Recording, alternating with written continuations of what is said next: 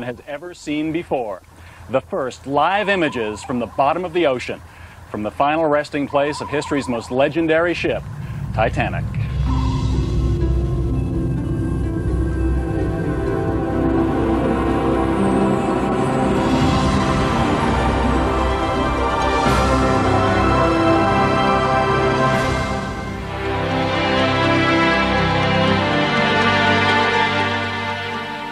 When HMS Titanic set sail on her maiden voyage, she was the largest moving object on Earth. A testament to the achievements of sophisticated engineering.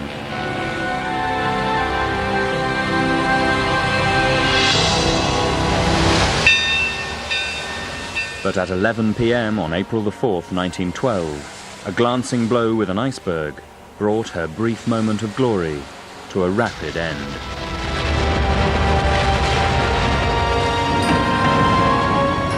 $1,523 people perished in the freezing waters.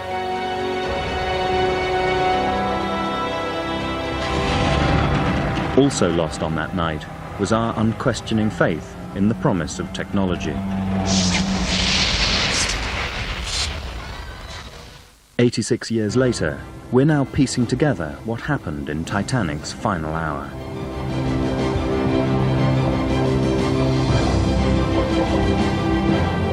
Over the past 2 weeks, a team of explorers and scientists have been involved in a perilous expedition, sending probes further into the wreck than they've ever been before. Bueno. Good?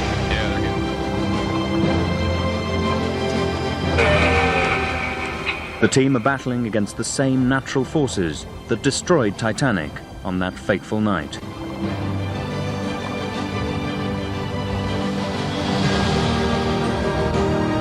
I'm Bob McEwen, and welcome aboard Ocean Voyager here in the middle of the North Atlantic. In fact, at the very spot where Titanic sank back in 1912. You and we will be part of an extraordinary expedition that has brought together scientists and historians, some of the most sophisticated undersea technology in the world, and the people who operate it, and all to help us better understand what exactly happened to Titanic on that fateful night 86 years ago.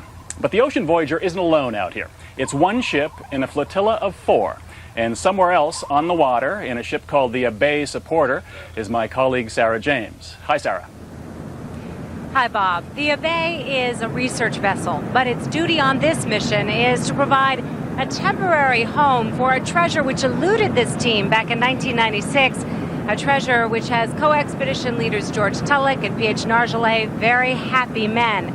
It is called the Big Piece, and it is the largest piece of the Titanic ever to be brought to the surface since the ship sank. As you can see behind me, microbiologists and other experts are already busy studying the Big Piece, and we will bring those stories to you. In addition, there's another vessel that's part of the fleet, this one 2.5 miles down. It is the French mini-sub Nautile, and the images you are seeing are unprecedented.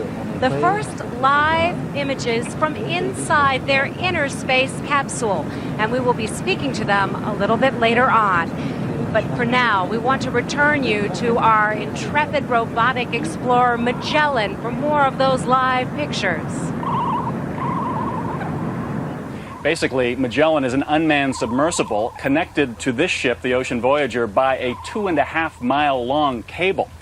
There's a control room downstairs from us here where the pilots, they don't like to be called drivers, they're pilots, of Magellan do their work. And basically, they can, as you'll see, fly Magellan up, over, and around Titanic to provide the kind of spectacular pictures that we've already seen and we'll see many, many more of. As those pictures come across our monitors today, I'll be joined by Charles Haas, who's an historian, and a man who knows about as much as Titanic as anyone else. Charlie, you've been down twice. You've dived twice to the wreck. That's right. In either of those trips, have you seen the kind of vivid pictures we're seeing tonight? Well, of course, the human eye adds the dimension of 3D, but when you're looking through Nautile's porthole, which is only perhaps 5 inches across, you really have a very narrow view. So this is really the widescreen epic version of Titanic, and it's very spectacular. Having been there, give us a guided tour of what we're seeing right now. Okay, right now we're actually coming up the forward mast of the ship, and this is really where Titanic's drama begins on the night of April 14th and 15th, 1912. The lookouts actually entered the mast down below and climbed a ladder inside the mast up to the crow's nest itself. And as we can see on the monitor there, that is the hatchway through which they entered the crow's nest. That would be a tight squeeze from what I can see here. It really was. The mast is only about 3 feet across, and they worked a long shift in very cold weather that night. And about 11:40 p.m., lookout Frederick Fleet and his mate Reginald Lee were thinking that the watch was going to end uneventfully when they spotted something in the distance, and it turned out to be a towering iceberg. And Fleet immediately sounded the crow's nest bell and telephoned the bridge, perhaps using that wire down at the base of the opening there. That may very well have been the wire into which he plugged his portable telephone. And if we look very closely, I think you can actually see the steps or the handholds inside the mast there where the men had climbed up earlier in the evening.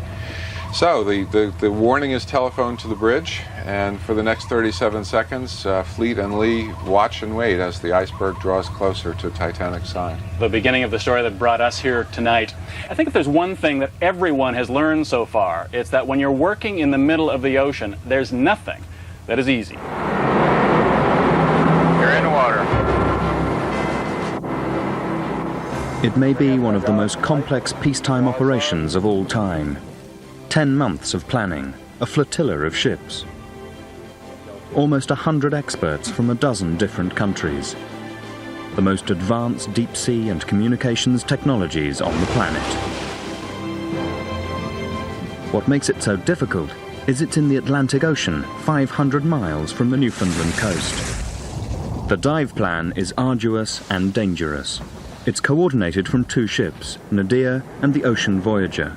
They're fixed by the Global Positioning System directly over the Titanic wreck. Nadia supports the manned submersible Nautil. A short distance away, the Ocean Voyager launches the Remote Operated Vehicle, or ROV, called Magellan. The link between these images and the rest of the world is a 5-mile cable which carries video through 13,000 feet of water back to Ocean Voyager. With this setup, the expedition has started to explore the wreck in far greater detail than any previous effort.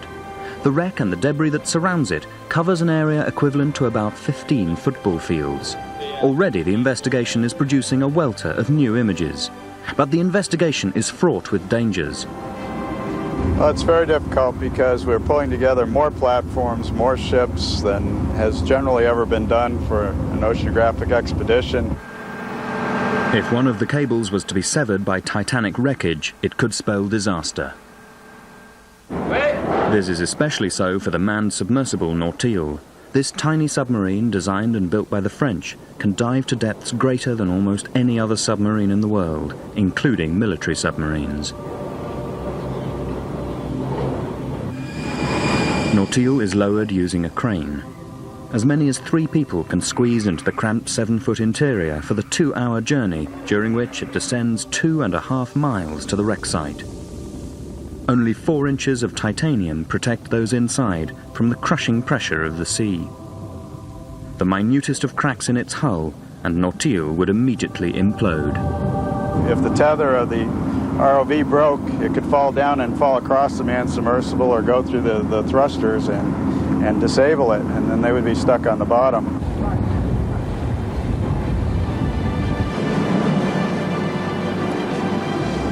Half a mile's boat ride from Nadia, the Ocean Voyager operates as a command center for the ROV Magellan.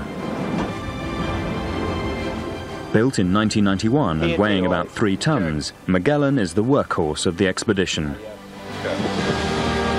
Down. It takes 4 people to steer her,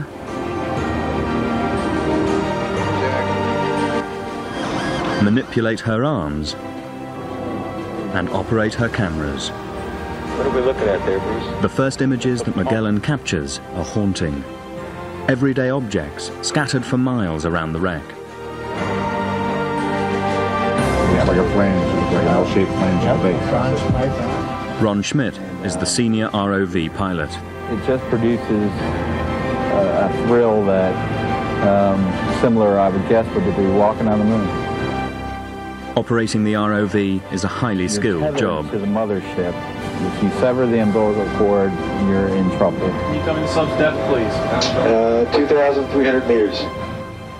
With so many links in the chain, there's great scope for error. But the investigators feel well prepared. We're taking a big risk, but we've tried to put together a crack team, and everybody's an expert in their own systems, and we'll hopefully keep everything running. And happily right now, ROV Magellan is up and running, or more precisely 2.5 miles down and running. As you tour around the bow section with Magellan, every now and then there's a glimpse of the mundane realities of life as they must have existed on Titanic until 11:40 p.m. on the night of April the 14th. Charlie Haas is with me. Charlie, describe what that is. Magellan is actually hovering over the starboard side of the boat deck, and we are looking down into the bathroom of Captain Edward J. Smith. And as we go in closer, we can actually see the plumbing fixtures, the shower head there, and a tub that's very badly in need of a cleaning, I think. Captain Smith was the senior commander of the White Star Line. He had more than 30 years of service with the company. He was 62 years old, and there was some indication that he was planning to retire after this voyage. Now, a lot of the responsibility for what happened that night has been placed by some on the shoulders of Captain Smith. Do you think that is fair? I think he was basically the one that was caught with his hand in the cookie jar. He was following the procedures that every commander of the North Atlantic followed. Go at full speed until such time as your lookout told you there was a problem, and then take evasive action. And in his case, that wasn't enough to save his ship. And it was supposed to be his final crossing. Retirement voyage. That's what we believe, yes. Yeah. These shots from Magellan of Captain Smith's room and his bathtub. There is much more to come from the Ocean Voyager as we continue with Titanic Live.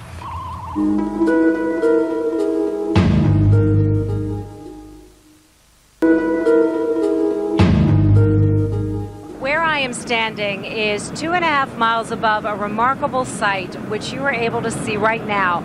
Images from the French mini-sub Nautile. These are the first images from a manned sub, and Nautile is gracefully flying over the stern of the Titanic. And what we're about to do now has never been done. I'm going to talk, I hope, to Paul Mathias, who is down in Nautile and who is exploring the wreck site. Paul Mathias, can you hear me?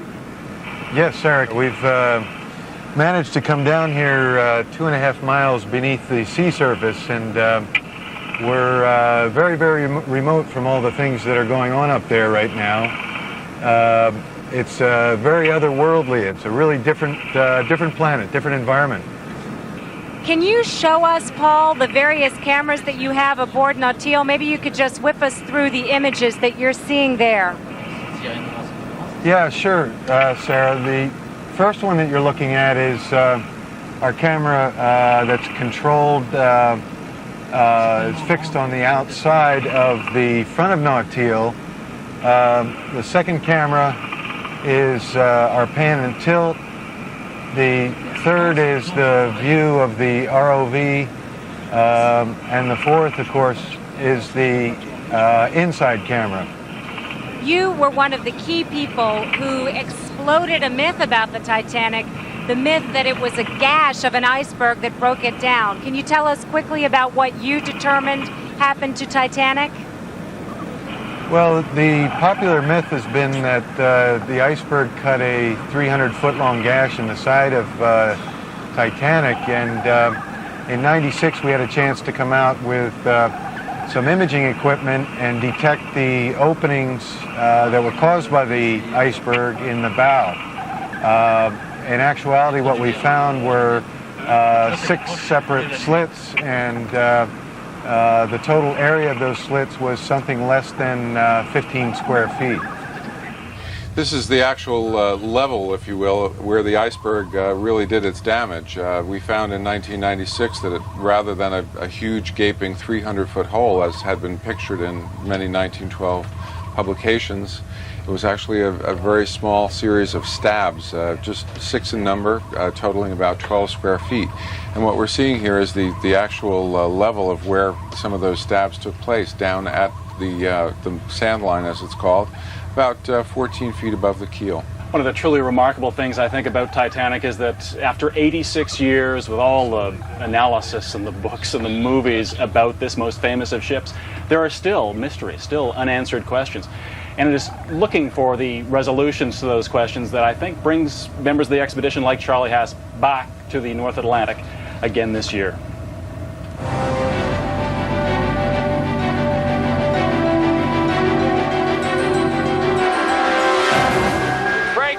During the 1998 expedition, the team of experts exploring Titanic are tackling a new mystery.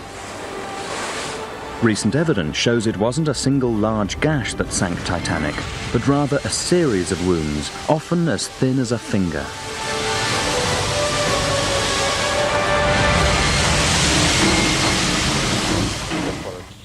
In their search for more evidence, the team are plotting a route along Titanic's exterior to look for signs of iceberg damage. You have to see that far. Basically what you're looking for is, even though the decks have been compressed closer to each other with the break or the stress. The investigators will employ the ROV Magellan along the starboard side near a massive hole in Titanic's hull. At the wreck site, Magellan works its way along the mudline, which is concealing most of the wound in Titanic's side. As it maneuvers around, Magellan's cameras capture a startling image.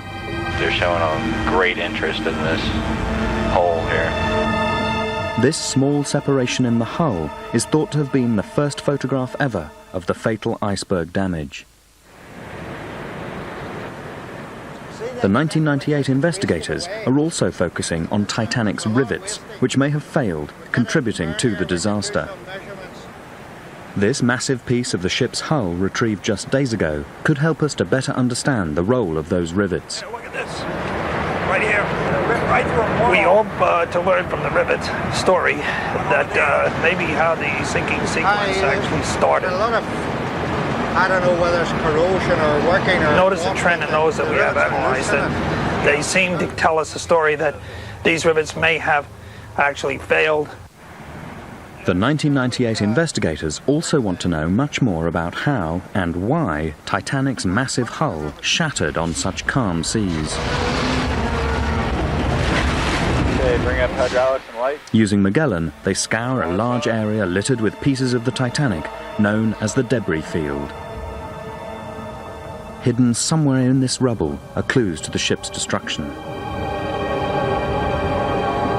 The debris field is spread out across the ocean floor between the bow and the stern.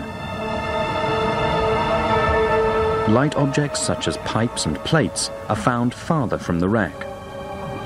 Heavy objects, on the other hand, like boilers, are found clustered close to the stern. This pattern suggests that Titanic may have burst apart close to the ocean bottom. Yes. If the ship had broken at the surface, you would expect the boilers, and if the boilers fell out, you'd expect them to be fairly widely separated. At the rear end of the bow, the ROV drivers guide Magellan on a dangerous search for boilers inside Titanic. Peering through the wreckage, the team identifies 5 intact boilers. 5 for 5. This contradicts survivors who testified to hearing the boilers explode and crash through the ship. It gives us an indication that probably all 24 boilers that were in operation didn't explode and didn't leave their foundations. And after the bow... The investigators also want to know if Titanic's watertight hold exploded inwards, causing enormous destruction. The main question was, what happened to the vessel once she went below the waves? How did she become in the condition that she's now in? And especially in the after end, why is the after end so badly broken up? The images Magellan sends to the surface are astounding. Titanic's steel plates, 1 inch thick, have been crumpled like paper. Yeah, it is. It's incredible the forces are involved here. I think you can see the torture this ship went through when it sank. It's steel plate is just twisted in all different shapes and forms. Incredulous forces involved in this sinking process, much of which we don't understand yet. And two of the people you've just met, naval architects David Livingstone and Bill Garski, are with us again on the 1998 Titanic expedition. Gentlemen, have you seen anything so far out here in the North Atlantic this time that would explain those tremendous forces that created such damage on the stern and at the separation between the bow and stern? I think we've seen a tearing apart of plates. The big piece is a good example of what we have seen. The forces that are involved here that rip the plates apart, pull rivets out of the plate, bearing failures, almost anything you can think of in terms of failure are in the big piece. Would you agree, David? That's quite right. It's extremely interesting that there's practically every mode of failure that you can imagine. It's not a single failure, it's not a single type of failure.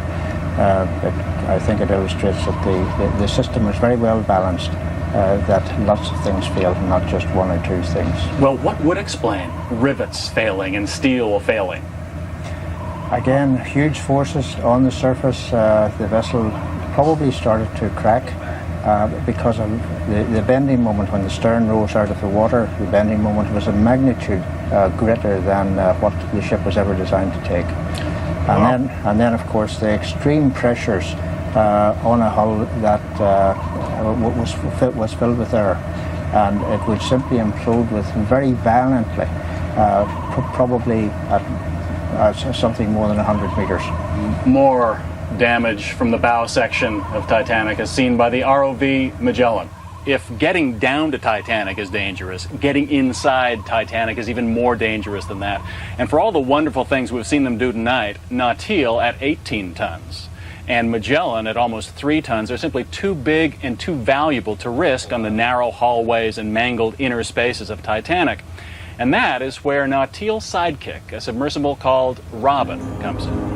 Beautiful, just spectacular imagery. When Nautil turns on her lights, a spectacular sight is revealed.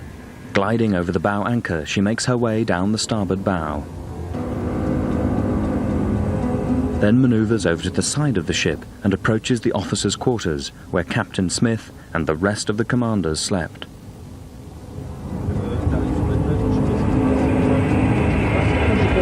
It's the expansion joint.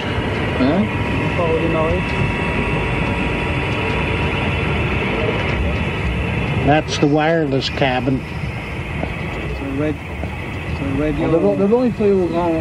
That looks like a piece of equipment in there.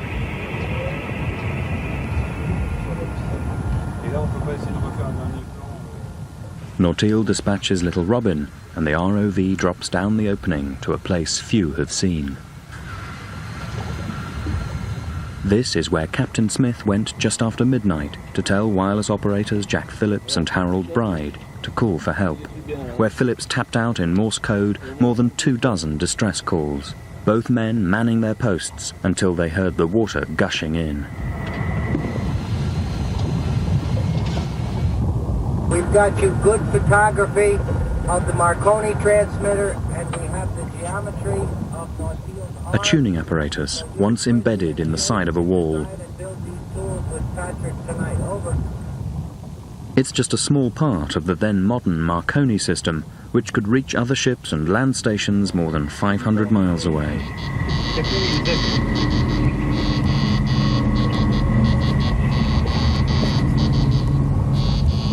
Just behind the wireless room, the grand staircase.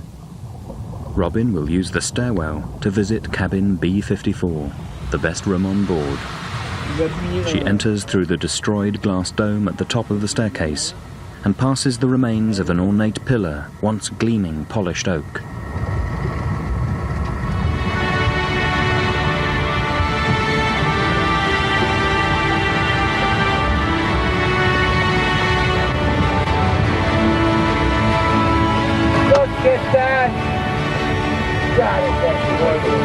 Here, you see the heater there on the right side?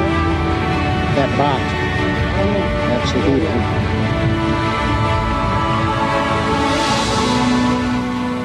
A gold-plated and crystal chandelier still hangs above the grand staircase, where one could make an entrance, like Colonel Astor or Molly Brown.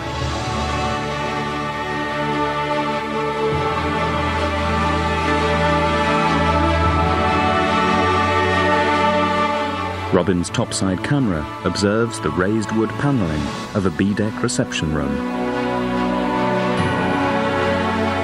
It included the most elaborate accommodations, like Suite B51, booked by the wife and son of millionaire James Warburton Cardes.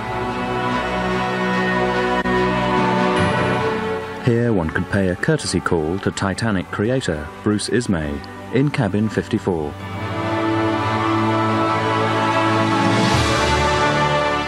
His wash basin in the corner is slowly collapsing.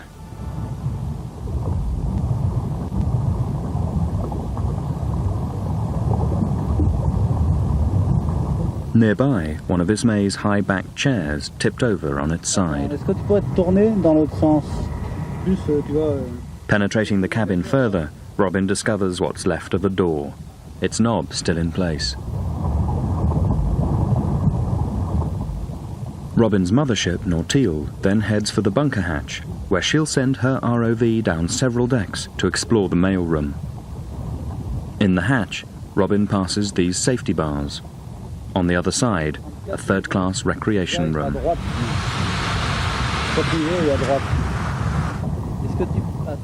Robin makes her way down to G deck, where the mail sits. There she sees a crumpled sorting table. Then an accordion-like gate used to cordon off another section. Next, a truly odd sight. Piles of canvas mail bags covered by what looks like pink shag carpeting, a life form yet to be identified.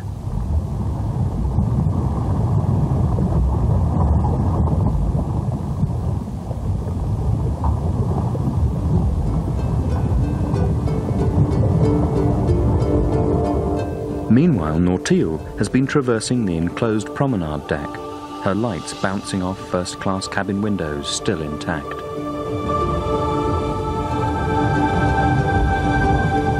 Nautil then returns to the officers' quarters, where she photographs Captain Smith's bathtub. Something like a table. Yeah, you see? Oh my gosh. Like a table. I'll be darned. Look at that. Look at that. Well,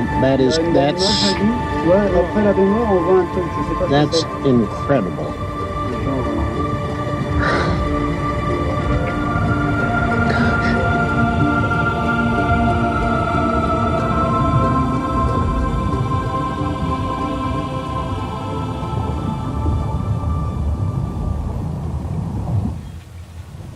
Charlie Haas, you've been cheating. You've been watching the feed direct from the ROV Magellan, and you're ahead of us. That's where our next site is. What I is sure that? am. What we're doing now, Magellan is hovering over the skylight of the Marconi room, which, as you can see, was located just behind the first funnel. And it is interesting because this room, in a way, is both the cause and also the salvation of the disaster. What do you mean? The cause, from the standpoint that two very important ice warnings that came into this room were never taken to the bridge because the two radio operators were so busy with backed up traffic that they didn't have the time to take it up to the captain. And the salvation from the standpoint that these men stayed at their post until almost the very last minute, sending out the distress messages that finally did bring aid. Yeah. Was one of those distress messages, in fact, the first SOS, as has been said? It's actually one of the first. There was actually a coastal ship off the American coast that sent the first SOS, I believe, in 1908 or 1909. But Titanic is among the first. And luckily, she had a very powerful radio apparatus, one of the most powerful on the North Atlantic, so that certainly made a difference in terms of reception of those distress messages. Charlie, take us into the pictures you've been watching before us. This is an actual part of that Marconi apparatus. We're still trying to determine exactly what part it is, but it apparently is a bunch of wires coming together in some sort of a junction box, possibly a means of varying the resistance of the cables up to the antenna. And I think this shot really demonstrates very nicely that with Magellan you can get up really very, very close and almost with a magnifying glass inspect it. It's magical, isn't it? You know, Sarah James, I've got a bunch of grizzled Titanic veterans here who are just enraptured with the images coming back from Magellan. I would imagine it's something the same over on a bay with what you're getting back from Nautile. That's exactly right. Everyone here is looking at the monitors, trying to get a glimpse of just what's happening with Nautile. And in fact, we're going to try to go back down to Paul Mathias if we can. Paul, can you hear me? There he is. Paul, can you hear me? Yes, Sarah. We're trying to very carefully maneuver our way out of the engine room area here. We're going to be going around to the side of the stern section here shortly as soon as Paul, Robin can I returns. interrupt you for just a second? I'm Sure, interrupting go you ahead. because I want to ask if you can show us your outside cameras. Can you switch over to Nautile's camera or Robin's camera so we see what you see? Okay, there's Robin's camera at the moment, backing away from one of the pumps near the engine. And this is our outside camera. You can see right now it's just looking at the cable going out to Robin. Robin has come out from, is now moving over towards another part of the engine here. We're looking at, looks like some original paint as well. Well, Paul Mathias, we're going to allow you to continue your underwater odyssey with Nautile, and we will continue with our odyssey on Titanic right after this.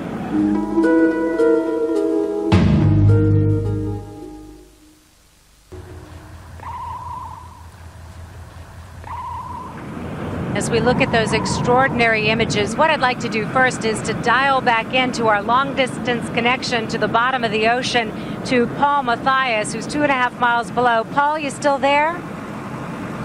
Paul, can you hear us? Yeah, hi Sarah, how's it going? It's going very well. We were looking at some fantastic pictures just outside your porthole. Where are you on the stern right now, Paul? Well, we're right near one of the 1,000-ton engines down here, and we're working our way through the stern. We're getting inside the stern, underneath some big overhangs, and it's really quite a complex, really quite a destroyed part of the ship. Paul, at this point, I'm going to bring in two other voices that'll be very familiar to you. P.H. Nargelet, who spent more time on the wreck than anybody else, including Captain Smith, and George Tulloch, who has also made several trips down to the wreck site. George, let me start with you if I can. Those engines that he's talking about, how big are they? Well, they're 4.5 stories, 45 feet high. They're the largest piston engines ever made by man before or since. And they weigh 1,000 tons each. They're just the biggest piston engines with an 8-foot piston. It's incredible. PH, what we are also looking at is that Nautile, and maybe, Paul, you can show us this. I don't know if you can. Nautile is on a tether. That makes this a lot more dangerous. Can you tell me why? Yes, because if this rope is going in the propeller, one of the propeller of the thruster or the main propeller of the Nautile will be attached on the bottom, and if you cannot cut it, it will be a nightmare for the Nautile. And in fact, that's what we can see right there. That white light, what is that white light? The white light is the light of the Nautile. Right. George, you've been down to this site many times. People don't know very much about the stern. What's your theory about what happened to cause that extraordinary damage? Well, I think that the stern did not want to follow the bow down because it had water and buoyancy in it. And by being forced down, it took tremendous implosion. And on the way down, this tremendous force of the ocean capturing that air pocket just did a tremendously implosive force on all this steel. Paul, if we can return to you for a moment, can you describe for us where you are right now? It looks like a kind of a tangle of pipes. Where are you? Yeah, Sarah, we're right next to the starboard engine right now. This is one of the pumps, and we're looking at something that doesn't really look like it's been down here for over 85 years. It's got just a thin film of dust on it. We're going to try to move closer to it and have a closer look, but in the background you can see a lot of the rust and a lot of rust overgrowing the rest of these giant engines. We should also point out, Paul, it's not exactly warm and cozy down there, is it? Well, it's not, Sarah, and it's getting colder by the minute. We're inside of a 7-foot sphere, and you can see, I think back here, the condensation is starting to build up. That's because it's about 32 degrees Fahrenheit on the outside. In here right now, it's about 45 or 50 degrees, getting colder all the time. We're going to talk to you now about something else that's been a huge part of this expedition. This has been the dream of P.H. Nargeolet and George Tulloch. It is finding and recovering just a piece of Titanic and bringing it to the surface. And now, on this mission, they have finally been able to reclaim this piece from the deep.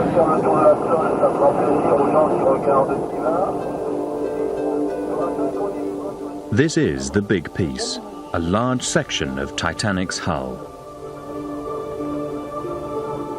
Ever since Titanic was discovered in 1985, investigators have tried to recover the piece in an effort to capture some of the ship's history.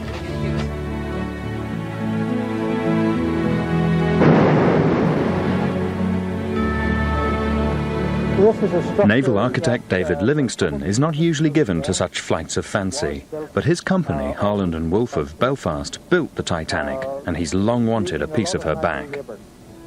Referring to original architectural drawings, Livingstone discovered that the big piece came from a first-class cabin on Titanic's sea deck's starboard side. For George Tulloch, Titanic 98 is unfinished business. In 1996, he almost got the piece to the surface, but a sudden storm forced him to let it drop back down to the deep. And what day are we done? Now he's back in the North Atlantic with a team of French oceanographers. Team engineer Pierre Valdive will try once again to raise the big piece using his ingenious lift bag method. This time, 5 enormous bags, each filled with 6,000 gallons of lightweight diesel fuel. Each bag is capable of bringing 3.5 tons to the surface. On the French naval vessel Nadir, the 5 bags are tied to enormous chains, then dropped to the ocean floor. Then Nautil goes to the bottom to carry those chains and lift bags over to the big piece. David Livingstone goes down in Nautil to watch history. He's in the sub as it makes sure all the lines to the chains are cut. Voila. The lift bags are free, and the big piece should start to rise. But on Nadir's bridge, the news is not good. Computers show the big piece isn't rising. The piece is stuck too deeply in the ocean floor. The new plan is to add another lift bag for more pull. There will now be 7 tons of thrust tugging at the hull. Everyone waits anxiously on Nadir. Suddenly, computers show the lift bags are beginning to rise. A chain surfaces. Okay, enough. But Tulloch stops the hoist ropes. Divers make a dangerous plunge through lift bags and lift lines and come upon the big piece, still in one piece. Forget him, let's go! On the surface, the hoisting begins again, and slowly, the piece breaks through the surface and into the sunlight for the first time in 86 years. Livingstone is on another ship. He couldn't make it over to this one. At this moment, Tulloch wishes his friend were here. Livingstone should be here. David Livingstone should have been here. Men on dinghies move in to strap the big piece so it doesn't swing wildly on the deck. One slam into that A-frame and the brittle steel would shatter. The hoisting starts for a third time. The tension is nearly too much for Tulloch. I can't take this, you know. It's completely out of the water now and swinging toward the deck. Where's the rope? Where's the rope? Why isn't this rope tight? Now, okay. The long end of the piece is giving the crew problems. And as it's finally laid onto the deck, the long end bends dramatically, just stopping short of breaking. For the team, it is a stunning victory over the North Atlantic.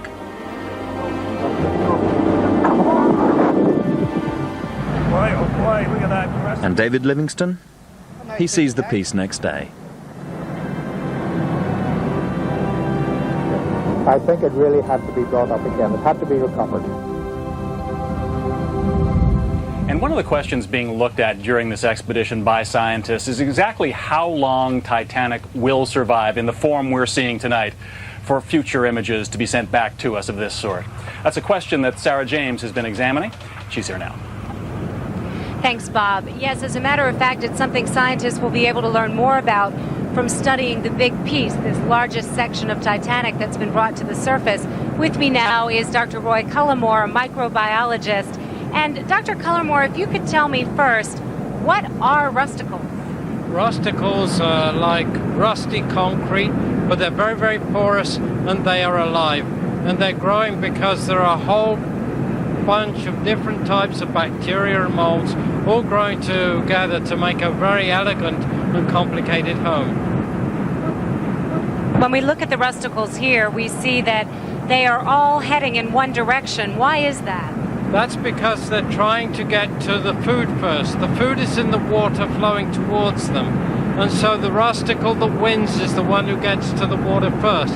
The same thing happens in a water well when there are rusticles growing down there. And it's going to be through studying those rusticles that Dr. Cullimore will be able to tell us many more details about the fate of the wreck. Ratfish, get out of my way. On the ocean floor where Titanic rests, there's a rich variety of life, even at the pressures found 2.5 miles deep. It takes 4 inches of titanium to protect Nautil and her passengers, yet only a thin shell protects this crab, adapted to its own environment. And that particular environment has selected which organisms will grow there, whereas the environment up here is obviously selected that we are a species that can grow up here. Roy Cullimore has studied a wide range of the marine life around Titanic. But it's these eerie stalagmite-like structures called rusticles that he finds most interesting. The rusticles are the dominant organisms on the Titanic, and it happens that that extreme environment is a suitable one for these microorganisms, and they are able to extract the iron out of the Titanic. Rusticles are the waste products of anaerobic bacteria which devour the iron from Titanic's hull. They are destroying the wreck. When you look at the Titanic today from the 1996 expedition, I would say that the rusticles are removing 0.1 of a ton of iron from the steel every day. And so it's only going to be the matter of possibly 90 years before the Titanic biologically implodes, collapses into itself, and eventually simply becomes an iron ore deposit on the floor of the ocean. The great ship, once considered a symbol of technological triumph, will ultimately be destroyed by Earth's tiniest creatures. It means that time is running out for those investigating Titanic. What is this? For this expedition, Dr. Cullimore will test several types of metals to see which the rusticles prefer. He's built a platform with various steels for the rusticles to dine on. We've got a really tough steel. We've got a very strong steel. We have a mild steel. We have steels that have been twisted and bent and tempered and burnt and hammered. And what we want to do is see whether the way that we've treated the steel affects the way the rusticles first grab onto the steel. After months of preparation, Dr. Cullimore is ready. He's back in Nautil for the 2-hour descent to the ocean floor. After several unsuccessful attempts, Dr. Cullimore's platform of steel is now affixed to Titanic's engine room. It'll stay here for at least a year until he returns to check on how much further damage the rusticles have done. How did it go down there? Hectic. tiring. Stern section is a powerful mess, and never realized just how bad and how destructive the forces of nature had been. Good if there's a little bit of current. During his dive, Dr. Cullimore was able to compare the extent of the rusticle damage to his previous dive in 1996. He found the rusticles had grown significantly in just 2 years, and their growth will hasten over time. Cullimore hopes that his rusticle traps may enable ships to be built with hulls that will last longer. What I hope we can learn is, number one, is there a way to produce even better steels that are less likely to biologically deteriorate, so the tragedy of the Titanic can be turned into a modern-day treasure of knowledge? And for an example of exactly what those rusticles are doing, we take you live back down 2.5 miles, where Magellan's cameras are showing you the rusticles growing on the expansion joints. This is the deck below the promenade deck, and you can get an idea of just how much damage they are doing to Titanic. Indeed, everyone here tells us that the damage just in the last 2 years is incredible. And I know, Bob, you've been joined by a panel of experts there too. What are the thoughts there? Well, these people, I think, Sarah, know Titanic as well and intimately and sentimentally as anyone there is. Gentlemen, I'd like to ask you, coming out here year after year to pay your respects, as you have on previous expeditions, when you see the sort of thing we've seen tonight, does it occur to you that sooner or later, probably sooner, you'll have to say goodbye to Titanic for the last time? Yes, it's quite obvious that the decay that I have seen over the last 2 years has been really tremendous, and it's really sad to see how quickly the ship is disappearing and dissolving. If you came back in 2 years, David, and you're a naval architect, how much more of this would you expect to see? Well, I think we must expect the decay to accelerate. At what rate, we don't really know, but perhaps Dr. Cullimore, his research will tell us a lot more about that. Yeah, Bill Garsky, what about you? Well, one thing I got out of this expedition was that the 300-foot gash is certainly a myth, and that the ship started to break apart at the surface, and try to really comprehend the forces that were involved in the final moments of a grand old lady who now, perhaps maybe I'm talking with Roy Cullimore, in about 4 years will start to show advancing decay with the deck starting to collapse and the sides starting to fall in. Yeah, and it's rather sad. Charlie Haas, do you think it's possible that many of these Titanic mysteries, the unanswered questions that's brought you back expedition after expedition, will cease to be an issue after a few more years? I think the Titanic is going to live on, but in an altered way. I think we're moving beyond the physical wreck to the point where the ship is mainly existing in our memories. And I think that's one reason why the recovery of the artifacts is so important, because as time moves on, those are going to be the only tangible reminders we have of what was once a very beautiful and wonderful ship. Gentlemen, thank you all very much for being part of this magical evening out here in the middle of the North Atlantic. Sarah, I don't know about you, but there are a couple of things which will stay with me for a long time after the weeks we've spent out here. Just the respect of all the people who've worked on this expedition. They're the top of their profession. They're the top of their craft. They've come out here in some cases to risk their lives to show us the pictures we've seen tonight. But at the base of it all was an enduring respect for this ship and the passengers and crew who sailed and died on her.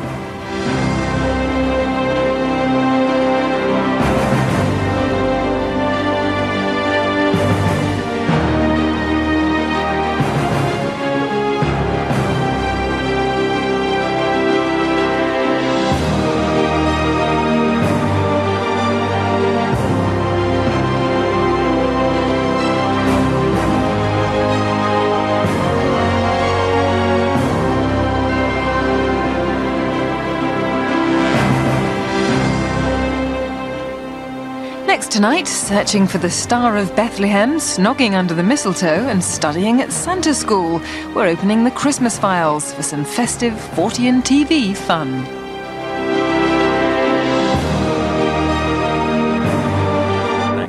The icy waters of the North Atlantic.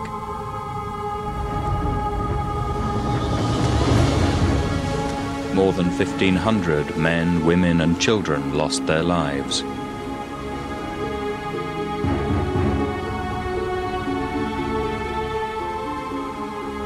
For nearly 90 years, her last hours have been shrouded in mystery. But there are clues hidden in the ship's torn and twisted wreckage.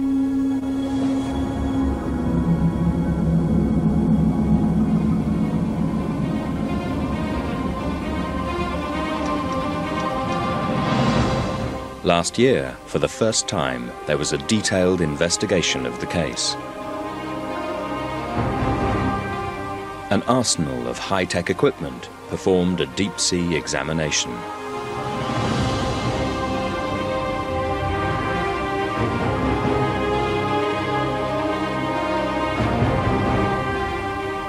Pieces of the Titanic were dissected and analyzed.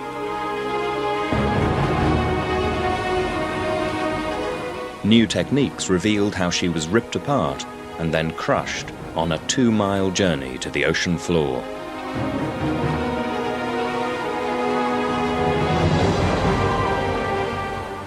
Battling hurricane winds and hostile seas, investigators worked to unravel secrets nearly a century old.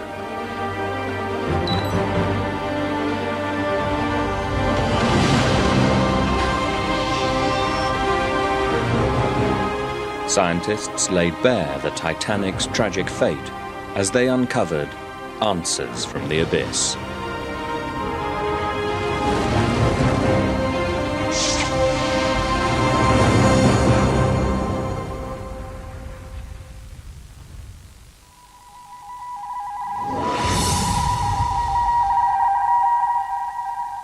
"450 miles east of Newfoundland, in the dark waters of the Atlantic Ocean, a group of ships gather at the Titanic site.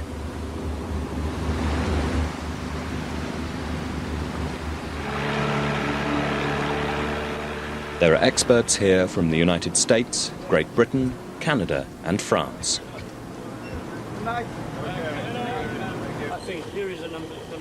They are about to apply the latest and most modern technology to analyze the Titanic disaster. If there's any opportunity to try out this innovative technology during the first leg, we don't really know at this moment the attitude of the ship when it hit the bottom. Surprisingly, the destruction of the Titanic is still mired in myth and controversy. But this team of scientists hope to find out exactly how the Titanic was destroyed. What we know so far is that on that April night in 1912, as the Titanic steamed towards New York, the ocean was as placid as a lake. Lurking in the darkness, dangerous icebergs had drifted further south than usual. One collided with the ship, sending her to her doom.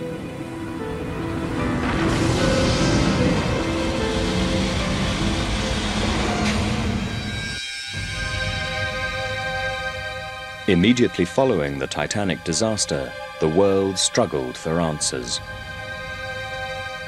Soon, a popular story emerged that seemed to explain everything. The story went that when the Titanic struck the iceberg, she sustained an enormous gash in her hull and sank in one piece, killing more than 1,500 people.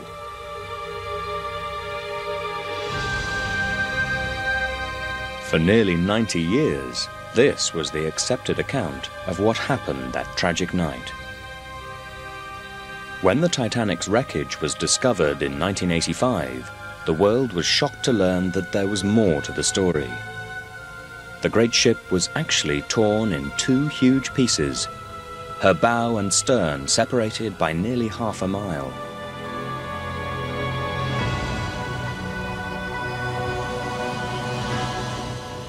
There's a tremendous amount left to be learned about the Titanic. Bringing these minds together, we should be able to come up with a pretty good answer to what happened, why it happened, and in what sequence it happened. Ship's heading is 150. The investigators divide the wreck site into two fields of operation. The crew aboard Ocean Voyager concentrate on the Titanic's bow, which lies more than 12,000 feet below.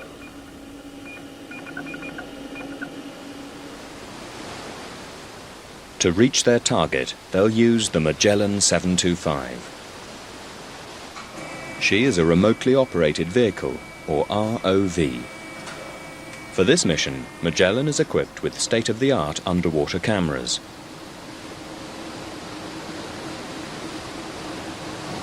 Kirk, if you could stand in front of the camera, I can get a flesh tone off you. Set this up. That's good. Magellan will be able to get a very close-up look at the whole structure, at various pieces of debris down there, and be able to pick up what we hope are a lot of visual clues. We'll get detail like nobody has seen before. To launch Magellan to the Titanic requires a 15-ton crane and an 8-man crew. The ROV is attached to the ship by a cable thousands of feet long. Let me know when you're close. Hydraulics up. Hydraulics are on. Pull that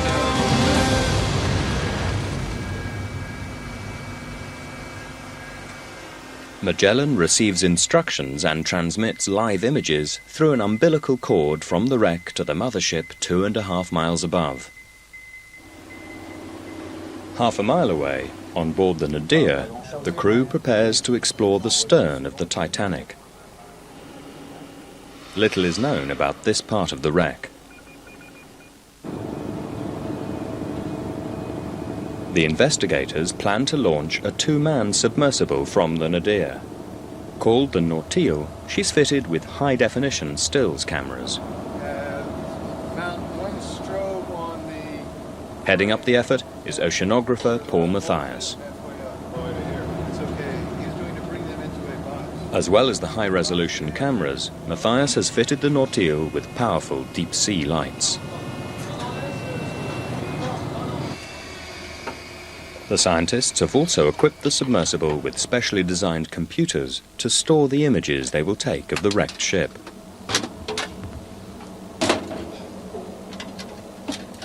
We are about to try something that's never been tried before. Very exciting. The Nautile begins her long trip to the Titanic, a voyage that takes her crew to one of the most inhospitable environments on Earth. Temperatures will be freezing, the water pressure bone-crushing. All that will protect her crew is a 4-inch thick titanium shell. The team hope that the Nautile and the Magellan will obtain the most detailed images yet of the Titanic. Images that will bring new understanding to not only hers, but other tragedies at sea. In the past, ships have vanished, and it was walk away and leave it because there was nothing could be done. Now we have the technology to visit these wrecks, look at them in detail, and to understand why they failed and why they were lost. We're going to presume that you'll be coming in on the bow, on the starboard side. Back aboard the Ocean Voyager, scientists plan the next stage. They want to find out exactly how the iceberg had damaged the Titanic. How true was the existing theory that the iceberg had ripped a 300-foot hole in the side of the ship? David Livingston works for Harland & Wolff, the shipbuilding firm that constructed the Titanic. There is a potential entry into the hull through this hole on the starboard side. These men want to find and photograph a section of the damage that doomed the ship.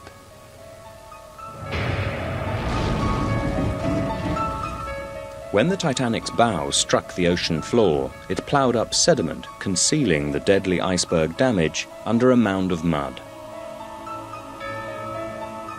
In 1996, scientists had used sonar to peer through the silt.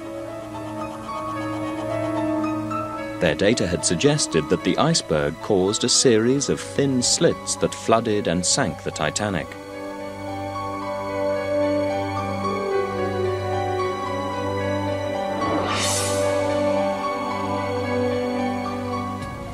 Investigators now hope that some of the iceberg damage is not hidden behind mud, but visible to the cameras on the ROV. I think if we could find some exposed surface of the ship that was not in contact with the sediment, perhaps, and I say that perhaps, we may find the iceberg damage that the ship sustained.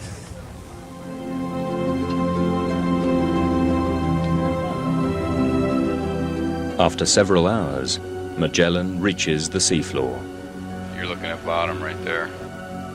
The landscape is desolate and barren.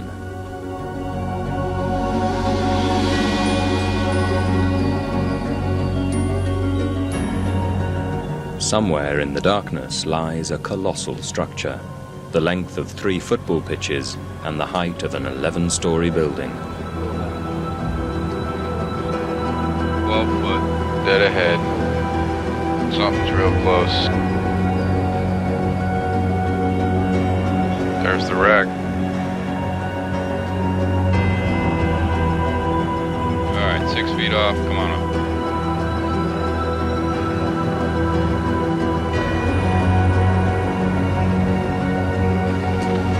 Close. Don't get closer. Watch your verticals.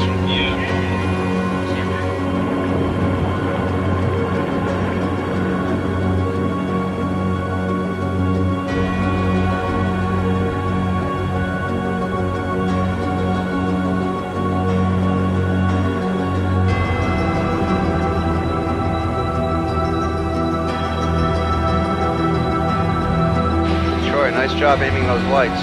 I did that.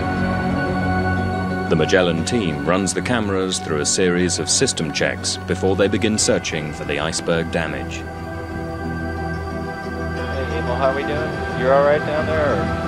Yeah, we're cool.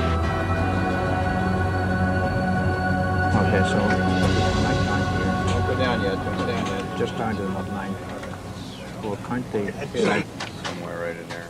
In order to find the iceberg damage, the crew fly the ROV dangerously close to the wreck. It doesn't actually look like this. It's more chaotic damage. And there may be more stuff. They are heading to a spot where one survivor claimed he saw damage nearly 90 years ago. Some damage with the ship either.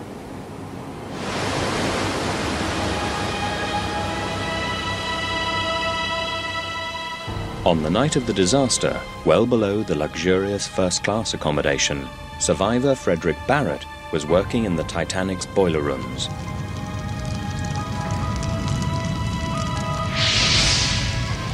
Barrett helped stoke the boilers which supplied steam power to the engines.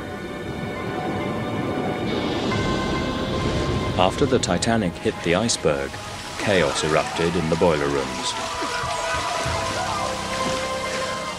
Barrett was among those who struggled to save the ship.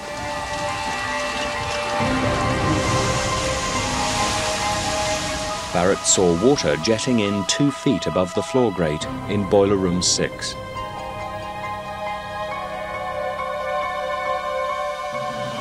An hour later, he was forced to abandon an adjacent boiler room.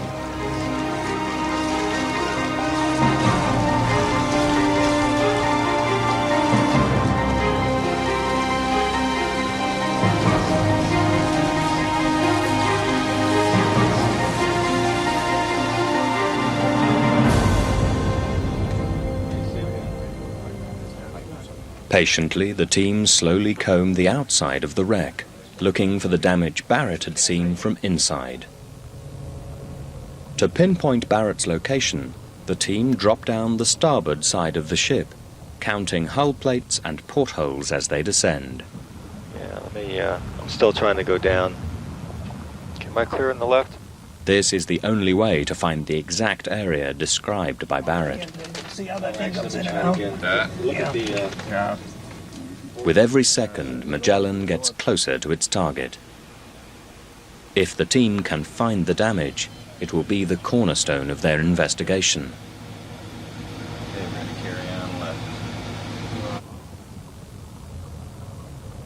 After hours of searching, at 4 o'clock in the morning, Bill Garsky spots something in the encrusted wreckage. Okay, is this the opening you're talking about? Yeah, almost right on the mud line. There's something that looks like an open seam. Hidden near the mud, is a tiny opening in the Titanic's side. Yep. Yeah, that's open, see? You're kidding. It is. See the rivets? Sure is. And here, right where Frederick Barrett said it would be, is the iceberg damage. Okay, let's get in there real tight and frame it up center. You can hang there, zoom in. Yeah, there you go. There you go. I want you to give credit to Stoker Barrett because he said he saw the seams open 2 feet above the floor plate, and that's where we are. There it is. Okay, Ron. Request is that you get the ROV as close as you can to that opening. Upon closer inspection, the damage reveals a great deal. As suspected, it isn't a puncture or a gash, but rather something more simple, a separation of steel plates. The plates should have been held together by rivets, but the rivets are missing. Some scientists have long suspected that rivets may have failed upon impact with the iceberg.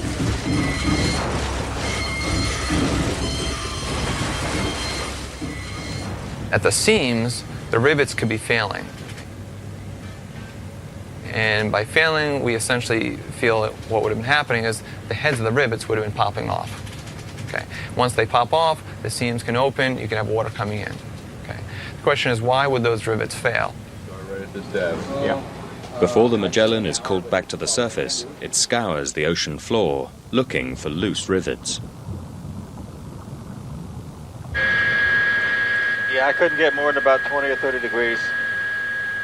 The pilots use the ROV's robotic arms to collect a steel sample with rivets still intact. See if I can hold still and let it clear up a little bit. Maybe get it under and just hold it up. The sample is carefully placed in a retrieval basket for the long journey back up to the Ocean Voyager. 7's on the cage, bending it. Backing up. Okay, you ready to pick them up? Yeah. All right, secure lights and hydraulics. Okay, lights, hydraulics down. Got enough boom? The following day, Weiss begins his work by thoroughly photographing the specimen.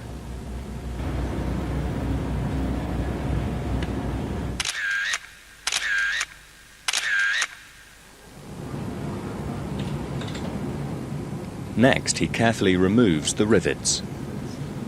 He wants to find out why they might have failed.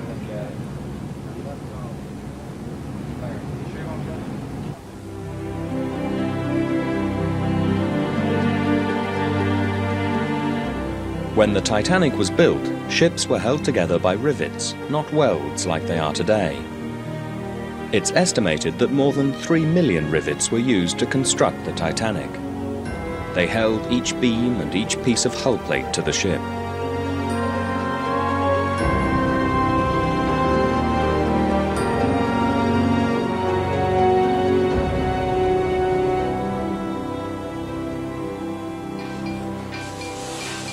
The Titanic's rivets were made of wrought iron, which is essentially a mixture of iron and a substance called slag.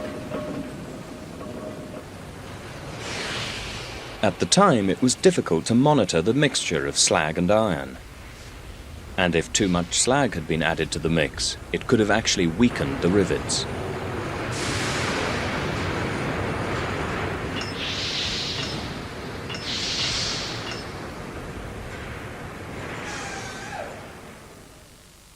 Investigators want to know if this was what happened in Titanic's case.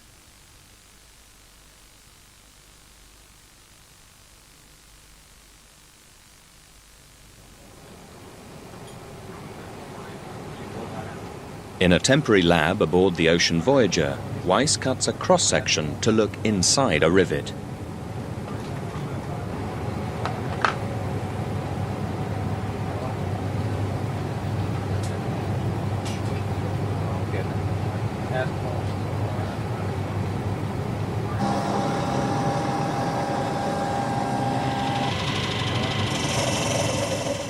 Weiss has been collaborating with materials scientist Tim Fakey at the National Institute of Standards and Technology in Maryland. He has tested Titanic rivets before and his results have made him suspicious of the quality of the rivets. We sectioned 2 failed rivets that were recovered in '96, and looking at them metallographically under the microscope, you could see that the rivets had too much slag.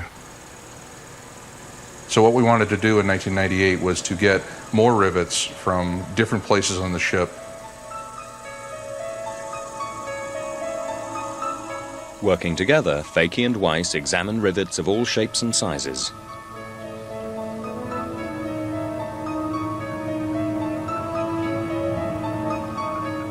They measure the quantity of slag, which can be seen under the microscope as dark streaks.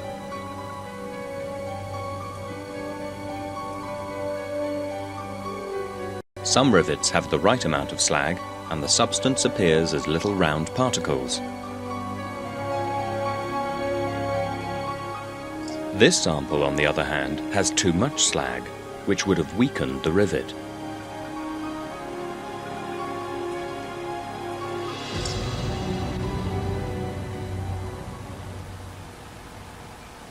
In their work, Fakey and Weiss continue to see variation in the quality of the Titanic's rivets. We've looked at rivets that are from various locations on the ship. Overall, 5 to 10% may be having a problem. We've looked at 30 out of 3 million rivets. So we're never going to be able to say definitely, but the trend seems to be there. The more rivets we look at, it doesn't go away.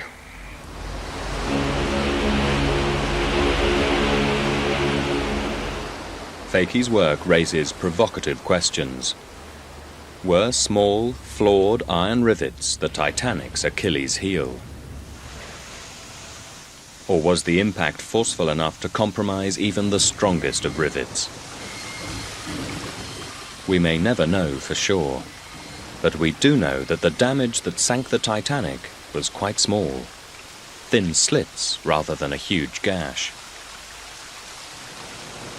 I think psychologically it was just unbelievable that something so small could have caused the loss. It had to be seen as catastrophic, and that was the perception of the day. Now, with hindsight and looking at the evidence, it's entirely possible for ships to be lost with quite small holes that can't be controlled.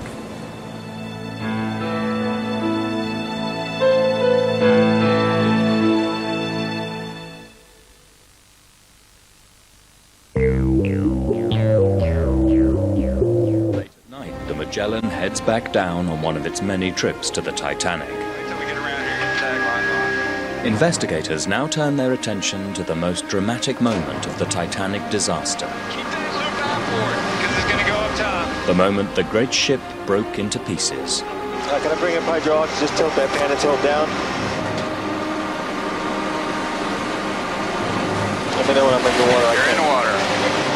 Okay, bring your head 90 right. 90 right. Okay, coming right.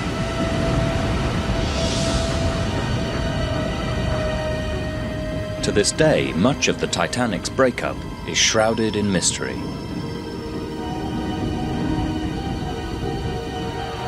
For passengers and crew, this was a time of utter horror. For those who witnessed the breakup and lived to talk about it, it was a terrifying spectacle. You could see her propellers and everything. Her rudder was clear out of the water. You could hear the rush of the machinery, and the ship parted in two.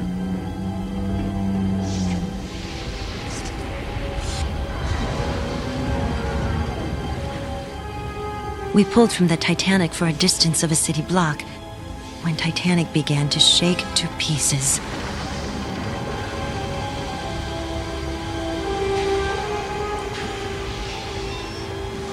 I was about 15 feet away from the ship when I heard a second explosion. It blew me along with a wall of water towards a bundle of deck chairs which I managed to climb on. While there, I heard terrible groans and cries coming from the people in the water.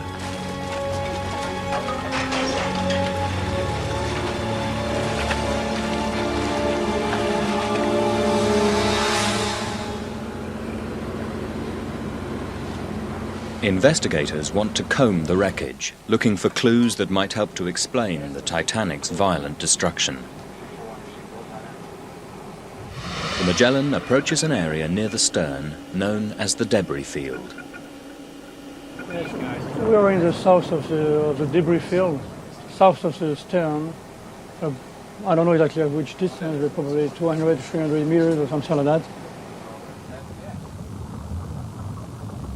Dead ahead, 60 feet. We're coming in some stuff.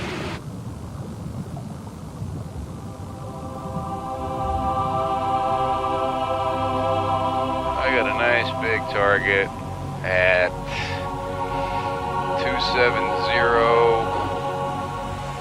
Massive sections of the ship stand like giant monoliths. All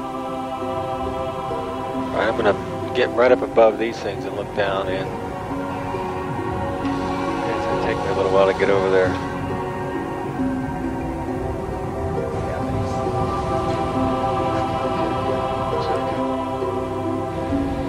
You snapping that 35?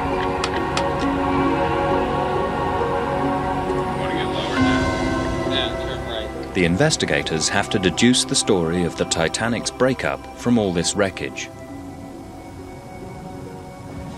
There's so much stuff around here, it's really difficult to figure out where it came from.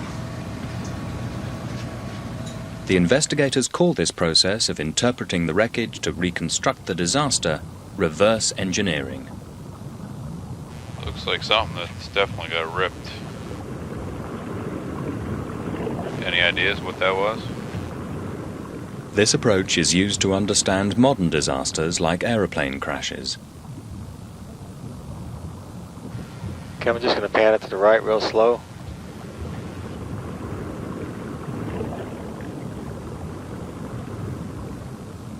Among the scattered remnants, the team locates a series of boilers, each more than 20 feet tall.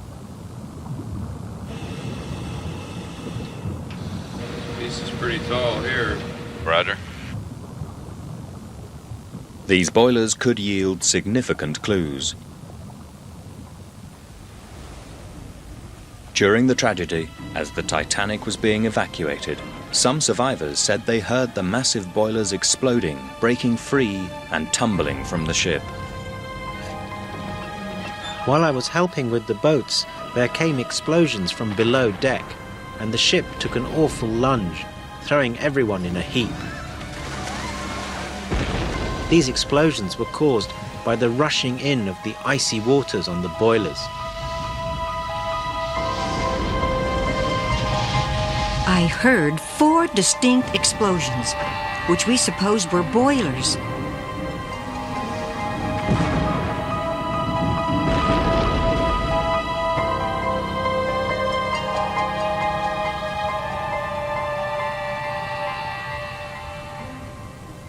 As the investigators inspect the stern boilers, they can find no evidence of explosion. The boilers from number 1 boiler room. It's a single-sided boiler. It seems in perfect condition. Therefore, it didn't explode or implode. To make sure the Titanic's other boilers didn't explode or implode, investigators have to account for the ship's remaining units.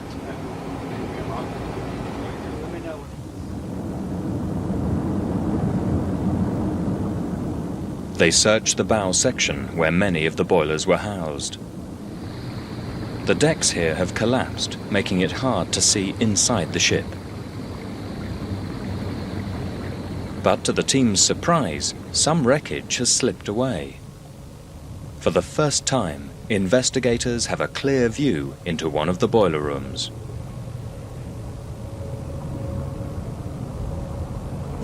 And what we found was all 5 boilers in place with no explosion damage.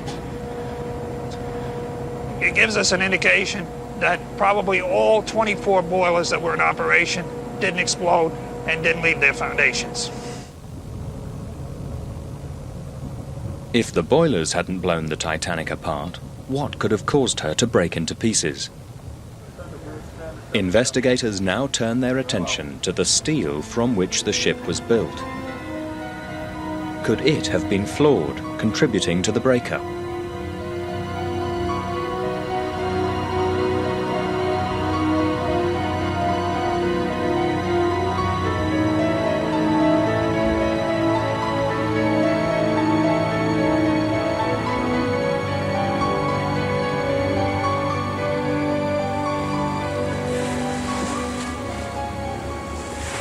The team are now looking for physical evidence, an actual section of steel that had broken free from the Titanic.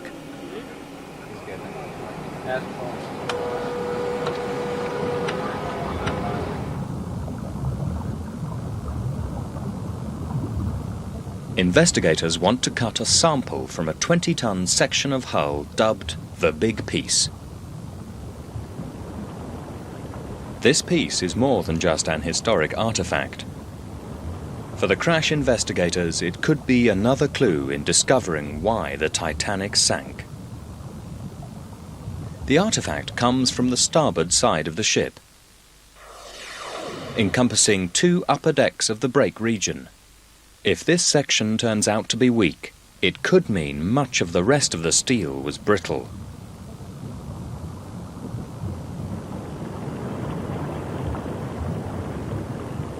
The team tie the section of hull to giant lift bags. These carry it 2.5 miles to the surface.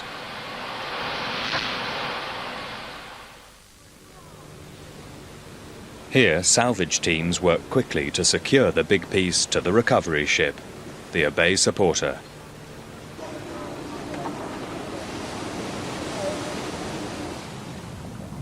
For the first time in nearly 90 years, a piece of the Titanic will see daylight.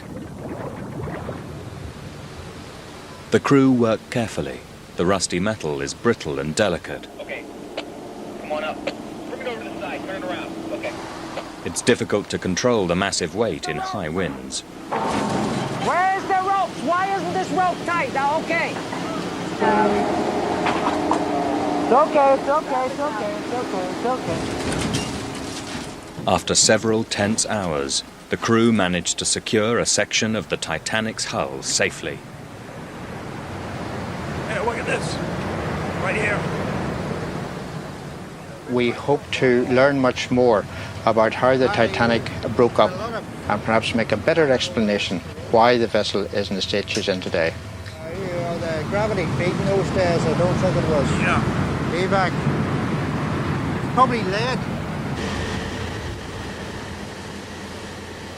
The investigators send the piece of hull to Boston for analysis.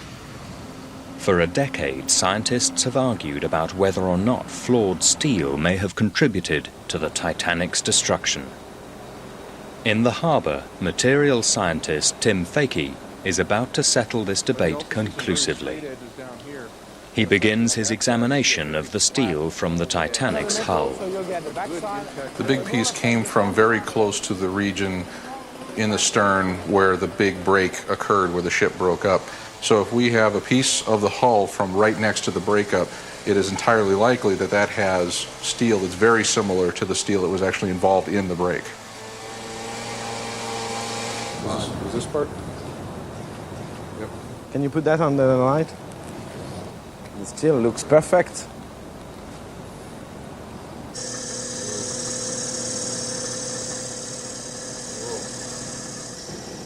Back in his lab, Fakey prepares a sample cross-section of the steel. He uses a fracture toughness test to measure its strength. This test works by subjecting metal to high forces and seeing at what point it fractures. In this case, it will show whether or not there are flaws in the steel, just as there are in the rivets.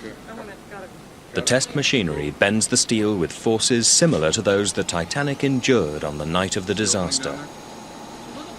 When the stern of the Titanic came clear of the water, the upper surface of the ship was loaded to several times its design strength.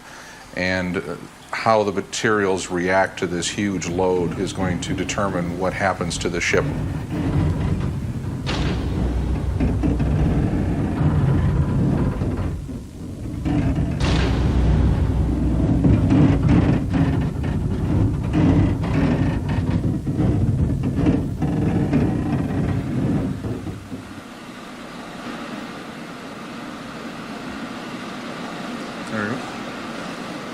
that's nice and tough. The Titanic's steel turns out to be surprisingly strong.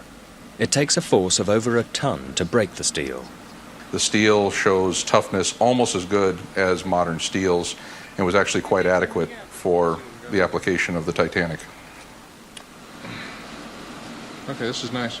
Fakey's work helps to settle a debate that's raged for nearly a decade. This is nice, tough material. Investigators are now certain that the Titanic's steel was not flawed, and it hadn't contributed to the breakup of the ship. Next, they will shift their focus to another potential cause, the flooding of the Titanic.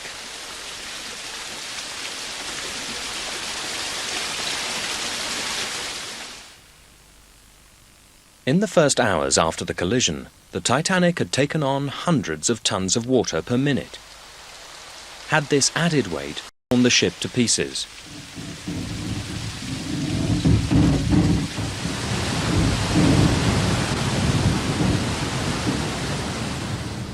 The remote-controlled submersible Magellan looks for signs of damage in the hull caused by flooding. I'm trying to do this without making a mess. Along an upper deck in the bow known as the well deck, the team spots a series of cracks. We're looking at a significant crack in way of the aft end of the well deck region on the starboard side. As you can see, this crack. The team believes the cracks were formed as the bow sank deeper and deeper into the water.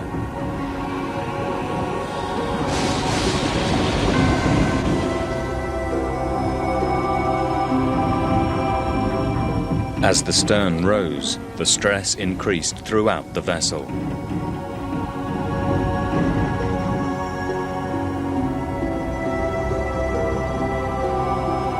Investigators find clear signs of that enormous tension on the wreck. This opening is known as an expansion joint. It was designed to relieve tension in the upper decks.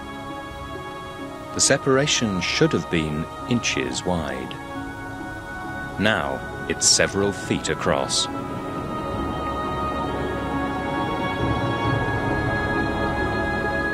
On the night of the disaster, the joint had been pulled over, causing the forward funnel to topple into the water.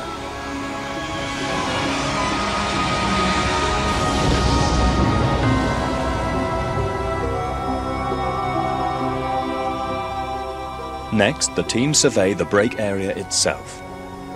It has been devastated. But how could flooding lead to such destruction? The breaking up of the Titanic looks like it was a slow process. Not like bringing down a building where you plant all this dynamite and boom, and it all collapses down the middle. A ship breaking up is not a pretty sight. It's a very slow, agonizing death to a very large piece of machinery. We're following the buckle down. It would be great to get images from this side and from the other side. Yeah, this is the area. To recreate the final moments of the breakup, investigators plan to build a computer model of the Titanic, where they can simulate the flooding to see what happened. The investigators give this task to the naval architectural firm Gibson Cox.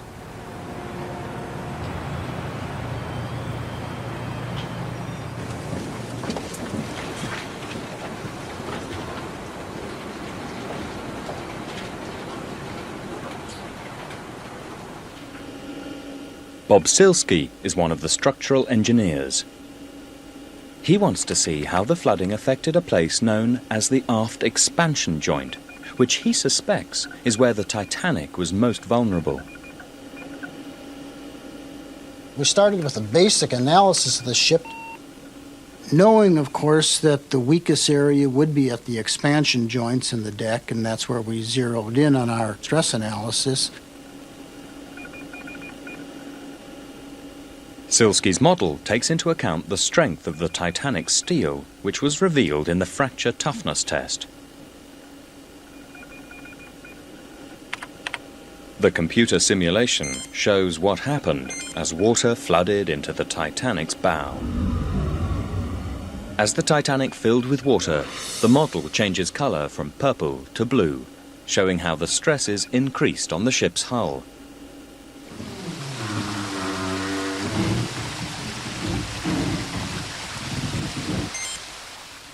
With 6 compartments filled, the model changes colour again. Red regions show the areas of maximum stress. The expansion joint is put under a pressure of more than 30 tons per square inch.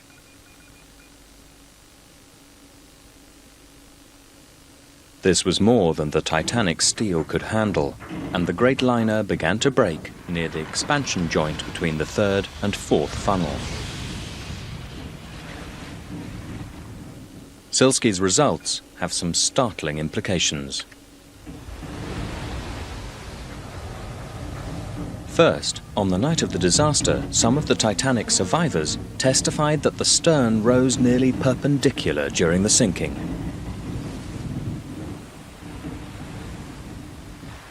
But according to the new model, that would have been impossible. The stern never rose more than 12 degrees before the ship broke in two. We know from our analysis that the ship didn't trim by about more than 12 degrees, and at that point the stresses became very high in the midships area. That's when it would have broken.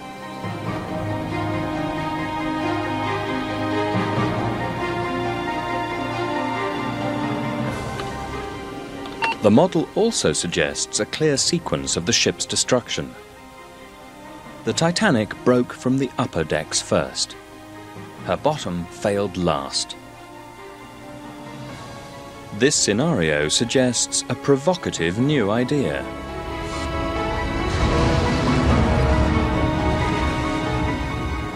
After the Titanic's midsection had crumbled, could bow and stern still have been connected?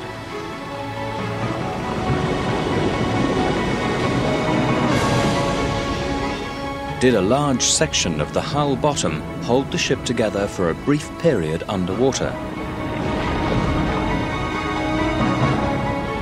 To investigate this theory, researchers need to find this missing link that connected the Titanic's bow and stern.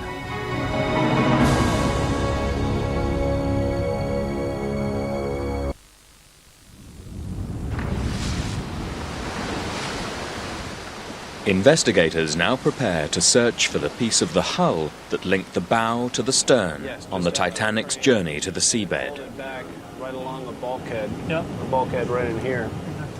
The piece could help the investigators reconstruct exactly how the two halves of the ship came apart. From here to here, after is the hand of the...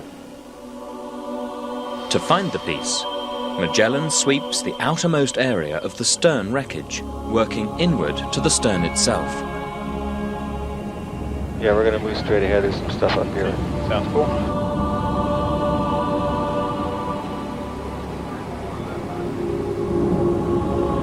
I understand you're moving out of 320? Yeah. Roger that, thank you.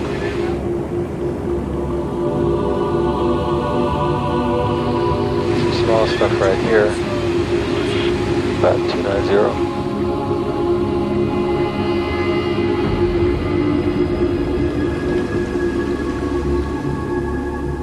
Just before dawn, the team is down to a skeleton crew. The bridge is quiet. The Magellan's pilots guide the ROV closer and closer to the stern wreckage. Suddenly, out of the darkness, the team spots something massive.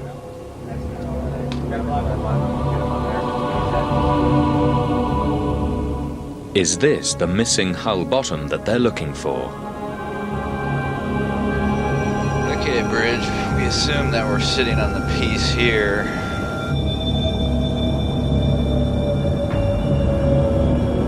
You can wake the scientists up.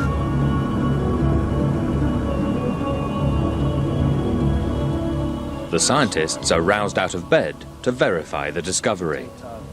Do you see the CVK on your right of the screen? Just about 4:30, I had a knock on the door with a very pleased announcement that we found it. We came right down on it. What it was a huge section of the bottom of the ship. I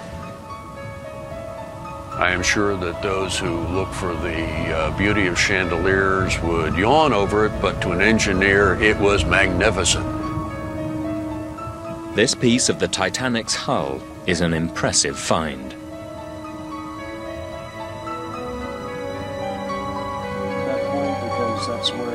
The investigators calculate it is a staggering 92.5 feet across. This is a pretty big piece here.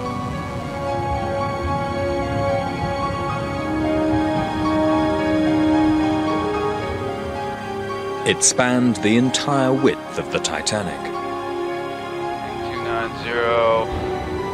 Try a few different things in this zone right here. It also exceeds 26 feet in length.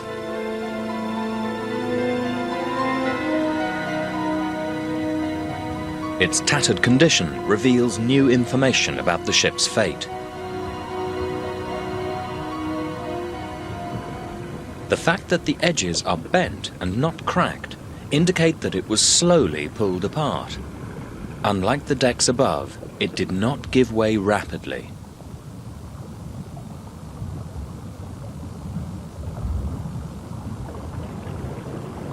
In the center of the piece is a massive beam called the keel. Given its tortured appearance, it was probably the very last part of the ship to break.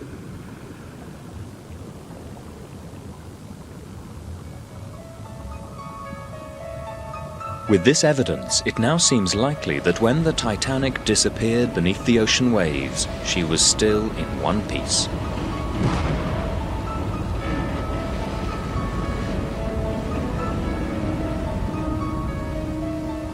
But somewhere in the first 500 feet, the hull bottom finally gave way.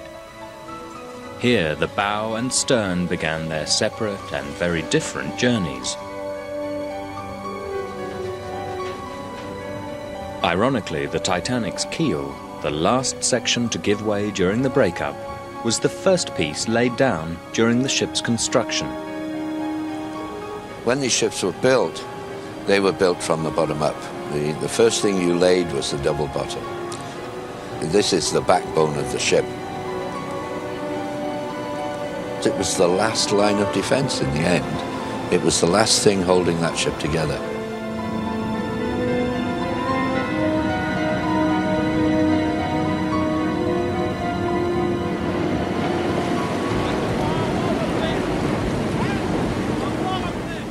A storm front moves in, threatening the operation.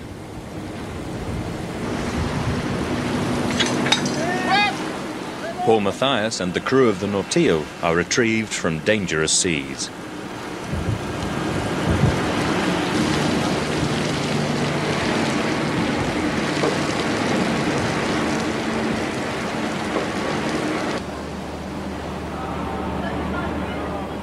The harsh conditions of the deep have begun to take a toll on photographic equipment. Because it sets right on top. Salt water has also corroded connectors, seals and wires. Well, we've been faced with challenges taking this equipment to a couple hundred feet, pales by comparison to taking to 13,000 feet. And there the environment is vicious. It's very tough on connectors, connections, wiring of any kind, and it's salt water, so it's very corrosive. Okay, so why don't we try to connect? The crew on the Ocean Voyager is also running into problems. It looks like the compass is turning a little bit. You should be 180 relative about now. Rough seas have made it difficult for the captain to hold the ship steady above the wreck site. As she drifts, she drags the remote-controlled submersible Magellan, putting it in great danger. Come on! Left turn, Kurt! Left turn. Left turn. Magellan has to be retrieved. Okay, hold back. Just gotta go back the other way. Hold that! Hold that. You want me to keep going left? No, okay. I'll stop. I'm trying to turn. It's not. Now, you got slack. Go. I've been turning the whole time. The crew struggles with the Magellan's cable as it's pulled from the ocean. I am. I'm trying to lift it up. Easy on tucking him up, Troy. Roger. Powerful winds kick at the crane, making it difficult to dock the ROV. Watch your head. Come back to the right. I'll stop. Crews quickly scramble to anchor Magellan safely to the ship. Stan, don't get in between there and the deck. Easy boom down. Coming down slow.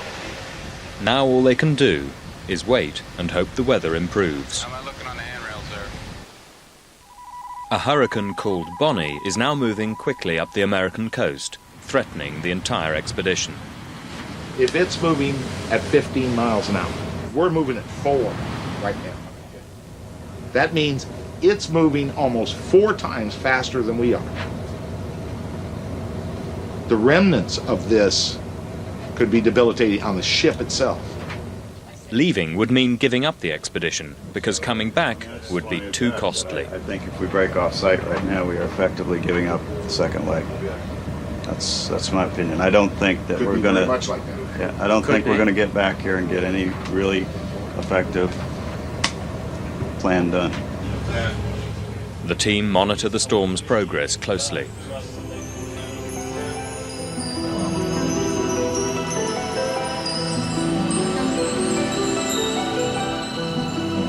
Fortunately, it slows down sufficiently to allow them to carry on working.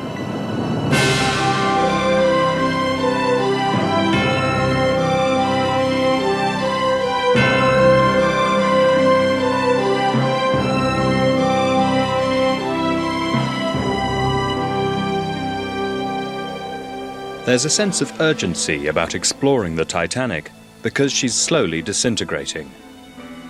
Some scientists believe her steel is actually being eaten away by deep-sea bacteria. As the bacteria consume the ship, they create the rust-like structures called rusticles that blanket nearly every surface of the Titanic.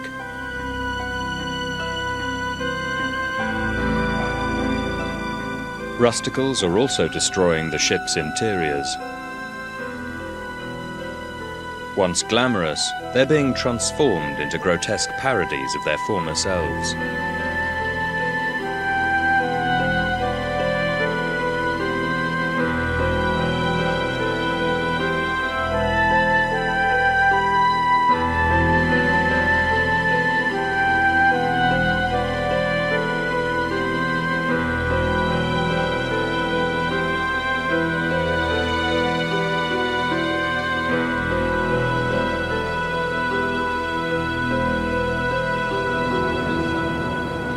Dr. Roy Cullimore has been trying to gauge how quickly the rusticles are destroying the Titanic. Idolizing the machines that can break the genetic code.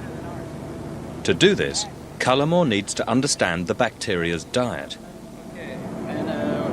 Why have you different? Well, because these are...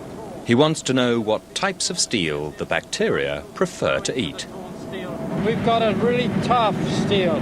We've got a very strong steel. We have a mild steel. We have steels that have been twisted and bent and tempered and burnt and hammered. And what we want to do is see whether the way that we've treated the steel affects the way the rusticles first grab onto the steel. Cullimore dives to the wreck to deploy his experiments on the Titanic's stern.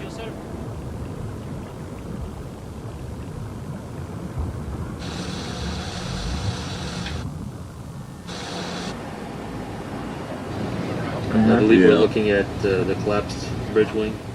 When he surfaces, Cullimore also uses the Magellan to place experiments on the Titanic's bow. Okay, let's see what I can do here. Through his work, Cullimore has already calculated that nearly 20% of the bow section has been devoured by the bacteria.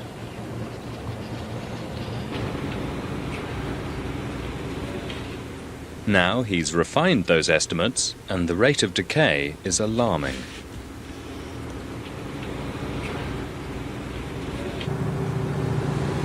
When you look at the Titanic today, I would say that the rusticals are removing 0.1 of a ton of iron from the steel every day. And so it's only going to be the matter of possibly 90 years before the Titanic biologically implodes, collapses into itself, and eventually simply becomes an iron ore deposit on the floor of the ocean.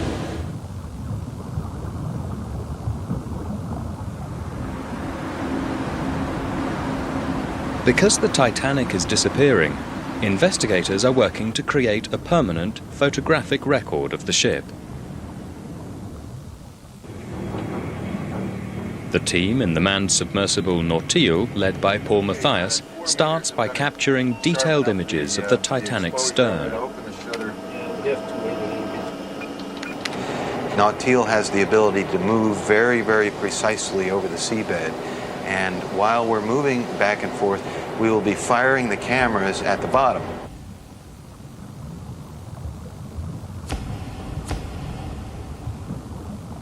Mathias takes over 10,000 pictures to make up a composite image of the entire ship. This process is called photomosaicing. This technique creates a digital map of the wreck, allowing scientists to study it without diving down to it. On the Titanic's stern, this is how the furthest aft deck looks when it's turned into a photomosaic. Near these decks, many received last rites from Father Thomas Biles. God shall wipe away the tears from their eyes, and there shall be no more dead. While others took their chance by jumping into the icy waters. On the ship's bow section, the davits used to lower lifeboats are captured in digital form.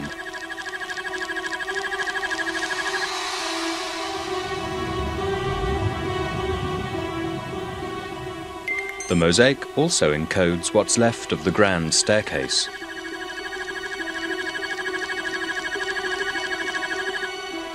Now it's a pathetic remnant of what it once was.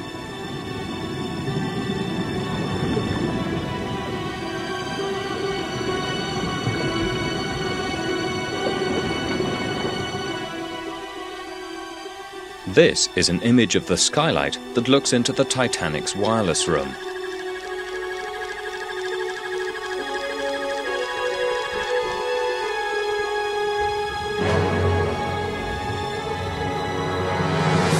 A piece of the radio still hangs precariously from the ceiling.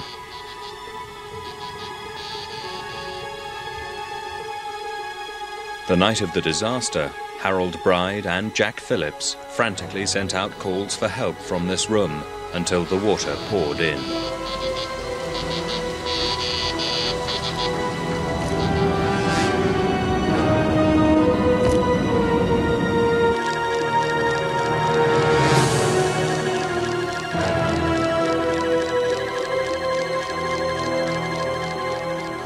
The great advantage of this photomosaicing technology is that for the first time we can see a complete overview of the wreck.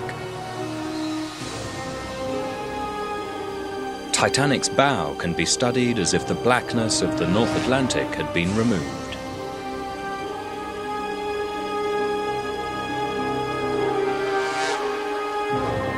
The destruction of the Titanic's stern was catastrophic.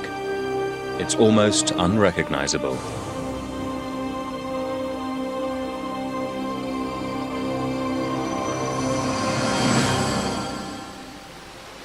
The mosaics provide the overview and the relativity within the wreckage. The stern itself hidden by a flapped over piece of deck. If you look at them as an overall picture, they can be very beautiful. Now this is actually part of the guts of the crane. If you went down there in a submersible and you looked out the window, you would never see that. The extent of the damage, I think, is visible.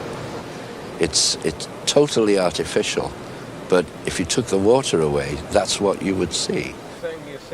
These images contain clues as to what happened to the two halves of the Titanic on her way to the ocean floor. They provide new insight into the forces that twisted the stern into an unrecognizable shape and yet left the bow surprisingly unscathed.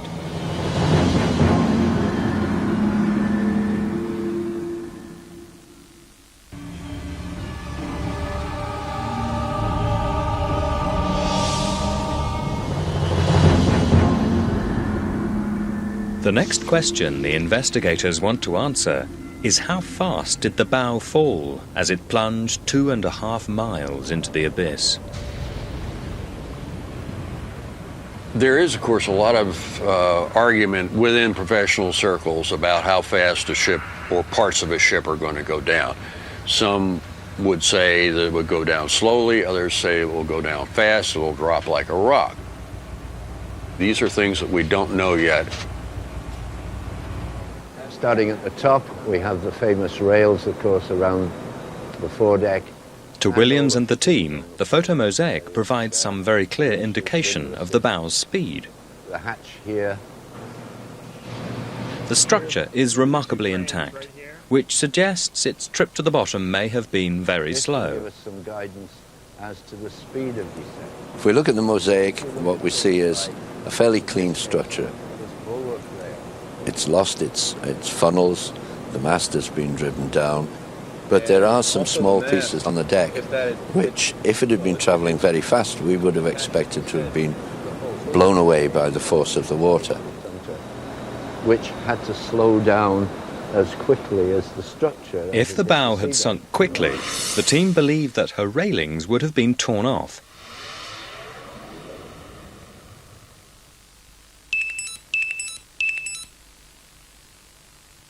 But most of the railings have remained intact.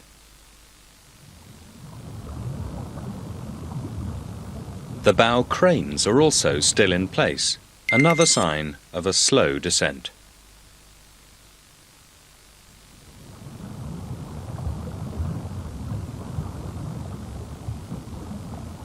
And the whole thing, when you look at the detail, is of smoothness, slowness. Here are some guardrails still left. They would have been carried away. So it appears the bow travelled slowly as it sank.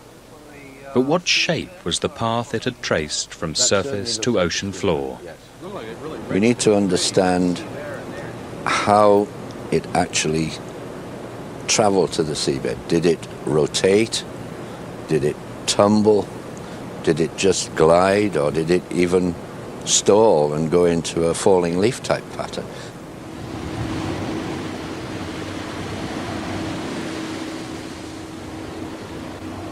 Back at the wreck site, investigators are piecing together the bow's fate.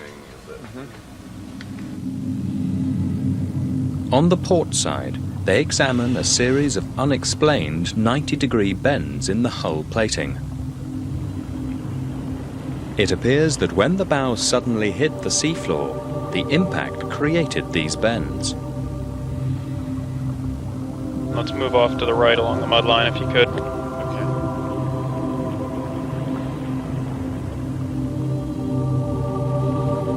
On the opposite side of the ship, there's a large hole near the mud line.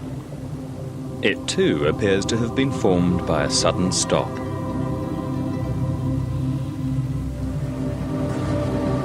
The global damage of the ship coming in on an angle and striking the seafloor. Bow first on the starboard side would tend to buckle it back. That's still continuing. You can still see the upper reaches. Yeah. Okay. Is there some more double plating sticking out? Looks like it. With this evidence, investigators develop a theory. One hypothesis that we want to test is that the bow came down following a corkscrew pattern, a helix. Came into the bottom in a stable glide path, landed down into the mud. The bow stopped suddenly. The rest of it wants to come around behind it, and it'll try to fold it up like an accordion on one side and split it on the other.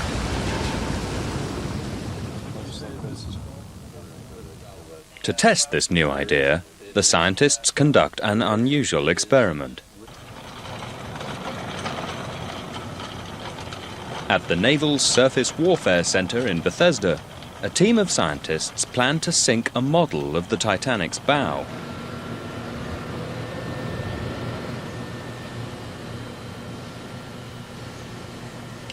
Surprisingly, those who build ships know little about them once they sink.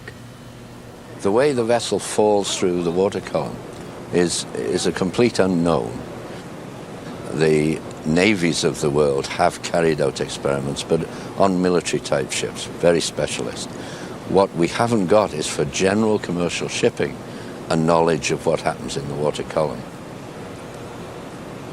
Titanic will fill a piece in that picture and give us one brick in the wall of that understanding. The model is ferried out to its drop point beneath a tow cage.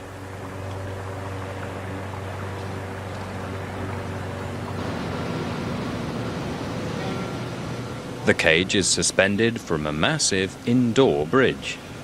Its steel girders span more than 12 million gallons of water. This is one of the largest test tanks in the world.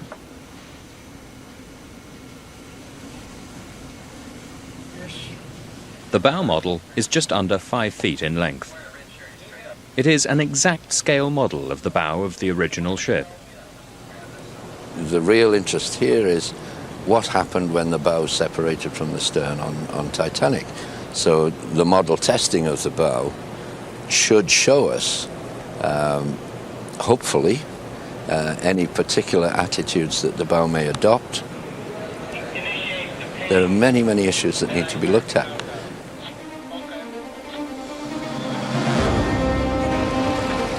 At the edge of the tank, scuba divers get into position.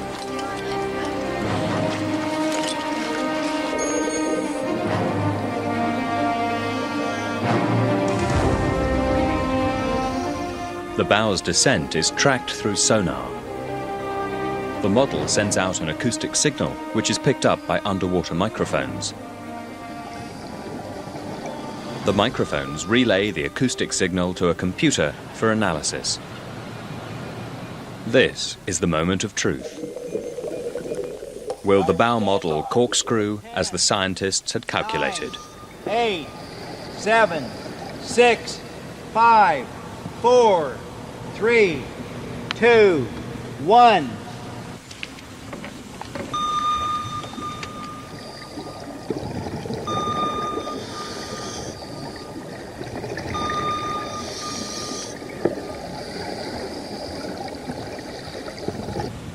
That was interesting. Did it roll, Chip? Did it look like it was wanting to turn at all? Huh. The bow does not corkscrew as the team had expected. Glide a little bit. That seemed to stall, settle in stern, and kind of settle up even keel stern. About the same thing. It kind of went down, and that kind of. No, I saw out, right, back, out, back. What surprised us all, I think, is the stability in the situation. We had expected that possibly it would swing one way and then the other, or we might see some tumbling and a sort of chaotic issue. But in fact, what we saw was something very, very stable.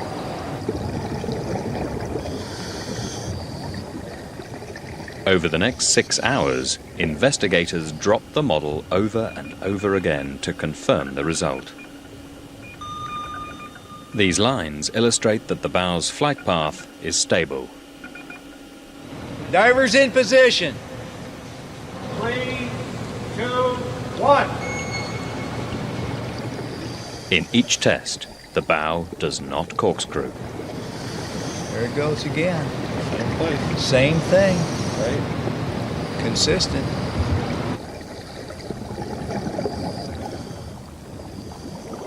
Divers add a metal flange to mimic the Titanic's actual wreckage to see if it will cause a corkscrew motion.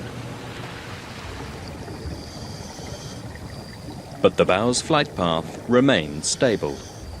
It was not spiraling. It was not a straight glide path. It was a bunting process where the vessel swooped down and then stalled, and then swooped again and stalled, and continued to do this right down to the seabed. The tank test results also indicate that the bow fell at approximately 22 knots, much faster than Williams had expected. Scientists had believed that the bends in the bow metal had been caused by it corkscrewing as it hit the seabed. But this experiment shows they were caused by the sheer speed of the bow at impact.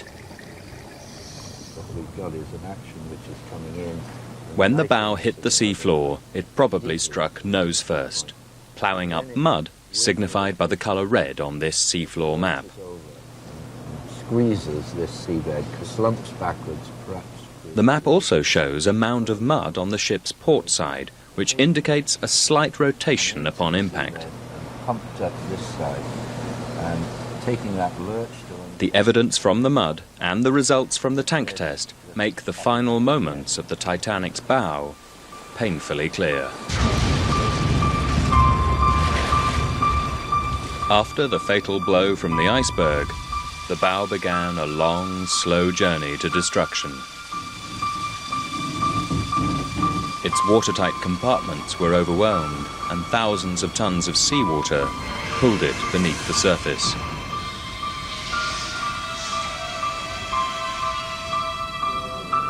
Deep below, it began a seesawing pattern as it slowly fell.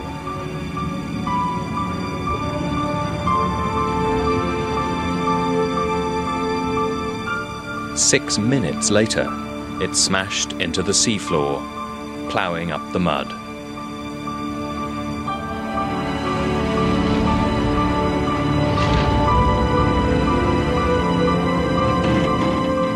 The sudden stop caused the port side to bend. Water exploded from the ship, creating the hole in her starboard side, but leaving the rest of the bow as an eerie reminder of the Titanic's former glory.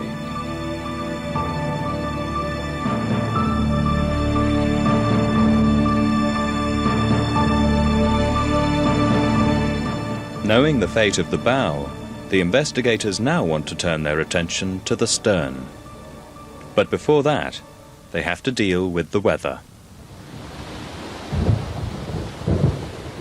Ominous clouds move in on the Titanic site. The weather forecast suggests that 2 hurricanes are approaching. The team have 48 hours to finish their investigation of the stern. Hey, easy. Backing down. The Magellan heads down to the Titanic's stern one last time. Investigators want to know why the stern is such an exploded mess. Compared to the bow, the stern is horribly damaged, nearly unrecognizable as a ship. Investigators guess that powerful explosions must have ripped through the ship as she sank. The stern is a wreck. Looks as if a bomb's hit it. And in fact, that's probably the equivalent of what happened. Testimony from the survivors also supports the explosion theory. Many claim to hear thunderous, booming sounds from deep below the surface. Not until she was entirely submerged. The explosion sounded like reports of a big gun in the distance.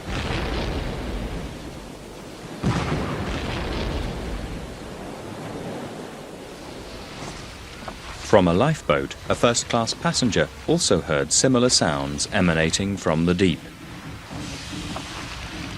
There was a heavy, heavy explosion beneath the water. Then a second and a third.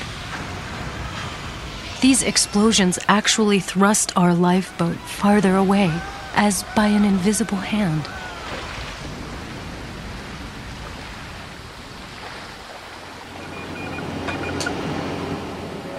Investigators want to find out what had caused these explosions and what their role had been in the destruction of the stern.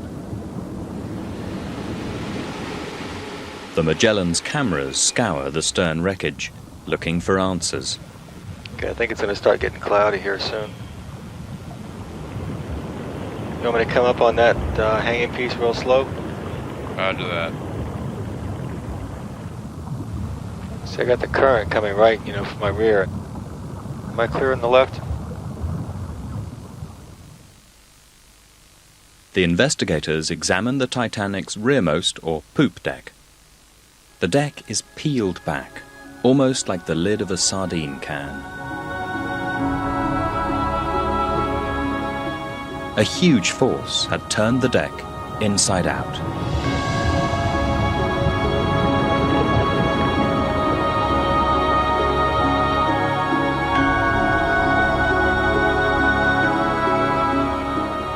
The team now believe that the origin of the explosions was air trapped in the compartments below the poop deck. As the water pressure increased, it squeezed these compartments, putting them under enormous strain. Eventually, fractures and tears appeared with cataclysmic consequences. The trapped air ripped through these cracks and blasted through the ship with enough force to level nearly a square mile of houses. As it violently exploded outward, the air ripped back the entire poop deck.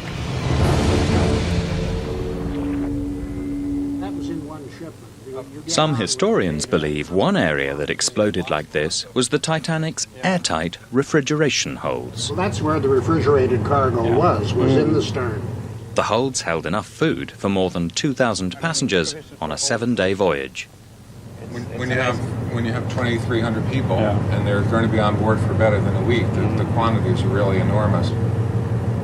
Fresh meat, 75,000 pounds. Poultry and game, 25,000 pounds. The space required to hold Titanic's food was massive, the equivalent of nearly 4,000 average-sized refrigerators. Food that would be cooked only for breakfast. Sweetbreads, 1,000 sets. Fresh eggs, 40,000. 1,500 gallons of fresh milk and 1,200... Historian Klaus Vetterholm suspects that it was these refrigeration units that blew up. He's found some provocative evidence supporting this. On the night when the ship went down, many survivors said that there was a lot of cork on the sea. Red-brown carpet, cork, billions of fragments of cork. Some of them refer to this as a carpet. In fact, the Titanic's refrigeration holds, like much of the ship, were insulated with cork. The scattered fragments are strong evidence of powerful explosions. A computer model shows that the first compartment to be destroyed was the turbine engine room, followed by the electrical machinery room, then the stern tunnels, and the peak tank. Then the spaces above would have collapsed in an unidentifiable sequence. They're highly compartmentalized, rigid bulkheads covered in cork, airtight spaces.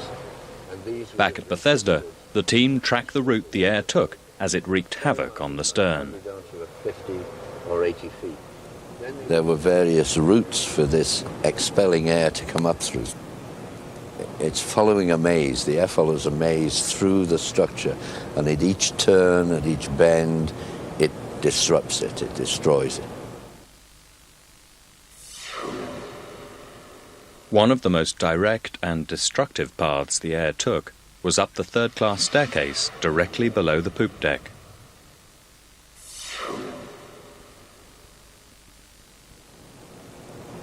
Most probably the stairwell access is the route that the air took, and it came up that stairwell into the lounge area where it congregated underneath the deckhead, and then through buoyancy, probably more than anything, just lifted that deckhead over and laid it down. From then on, it was a wreck. It was disrupted and broken. With the stern's fate explained, the investigators now have all the pieces of their puzzle. They know flooding broke the ship in two, that the bow glided smoothly down, while exploding air wreaked havoc throughout the stern.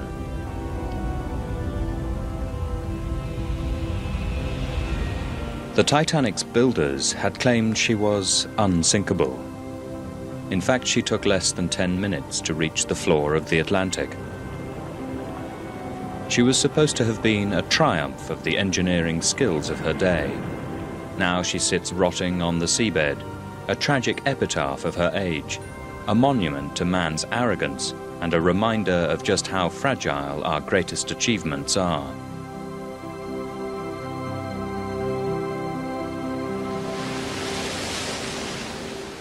After nearly 6 weeks at sea, the increasingly stormy weather forces the expedition to an end.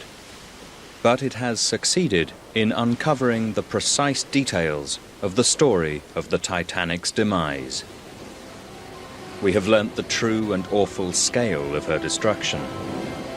That so great a ship could be shattered, crushed and ripped apart with such ease will never cease to terrify and fascinate us.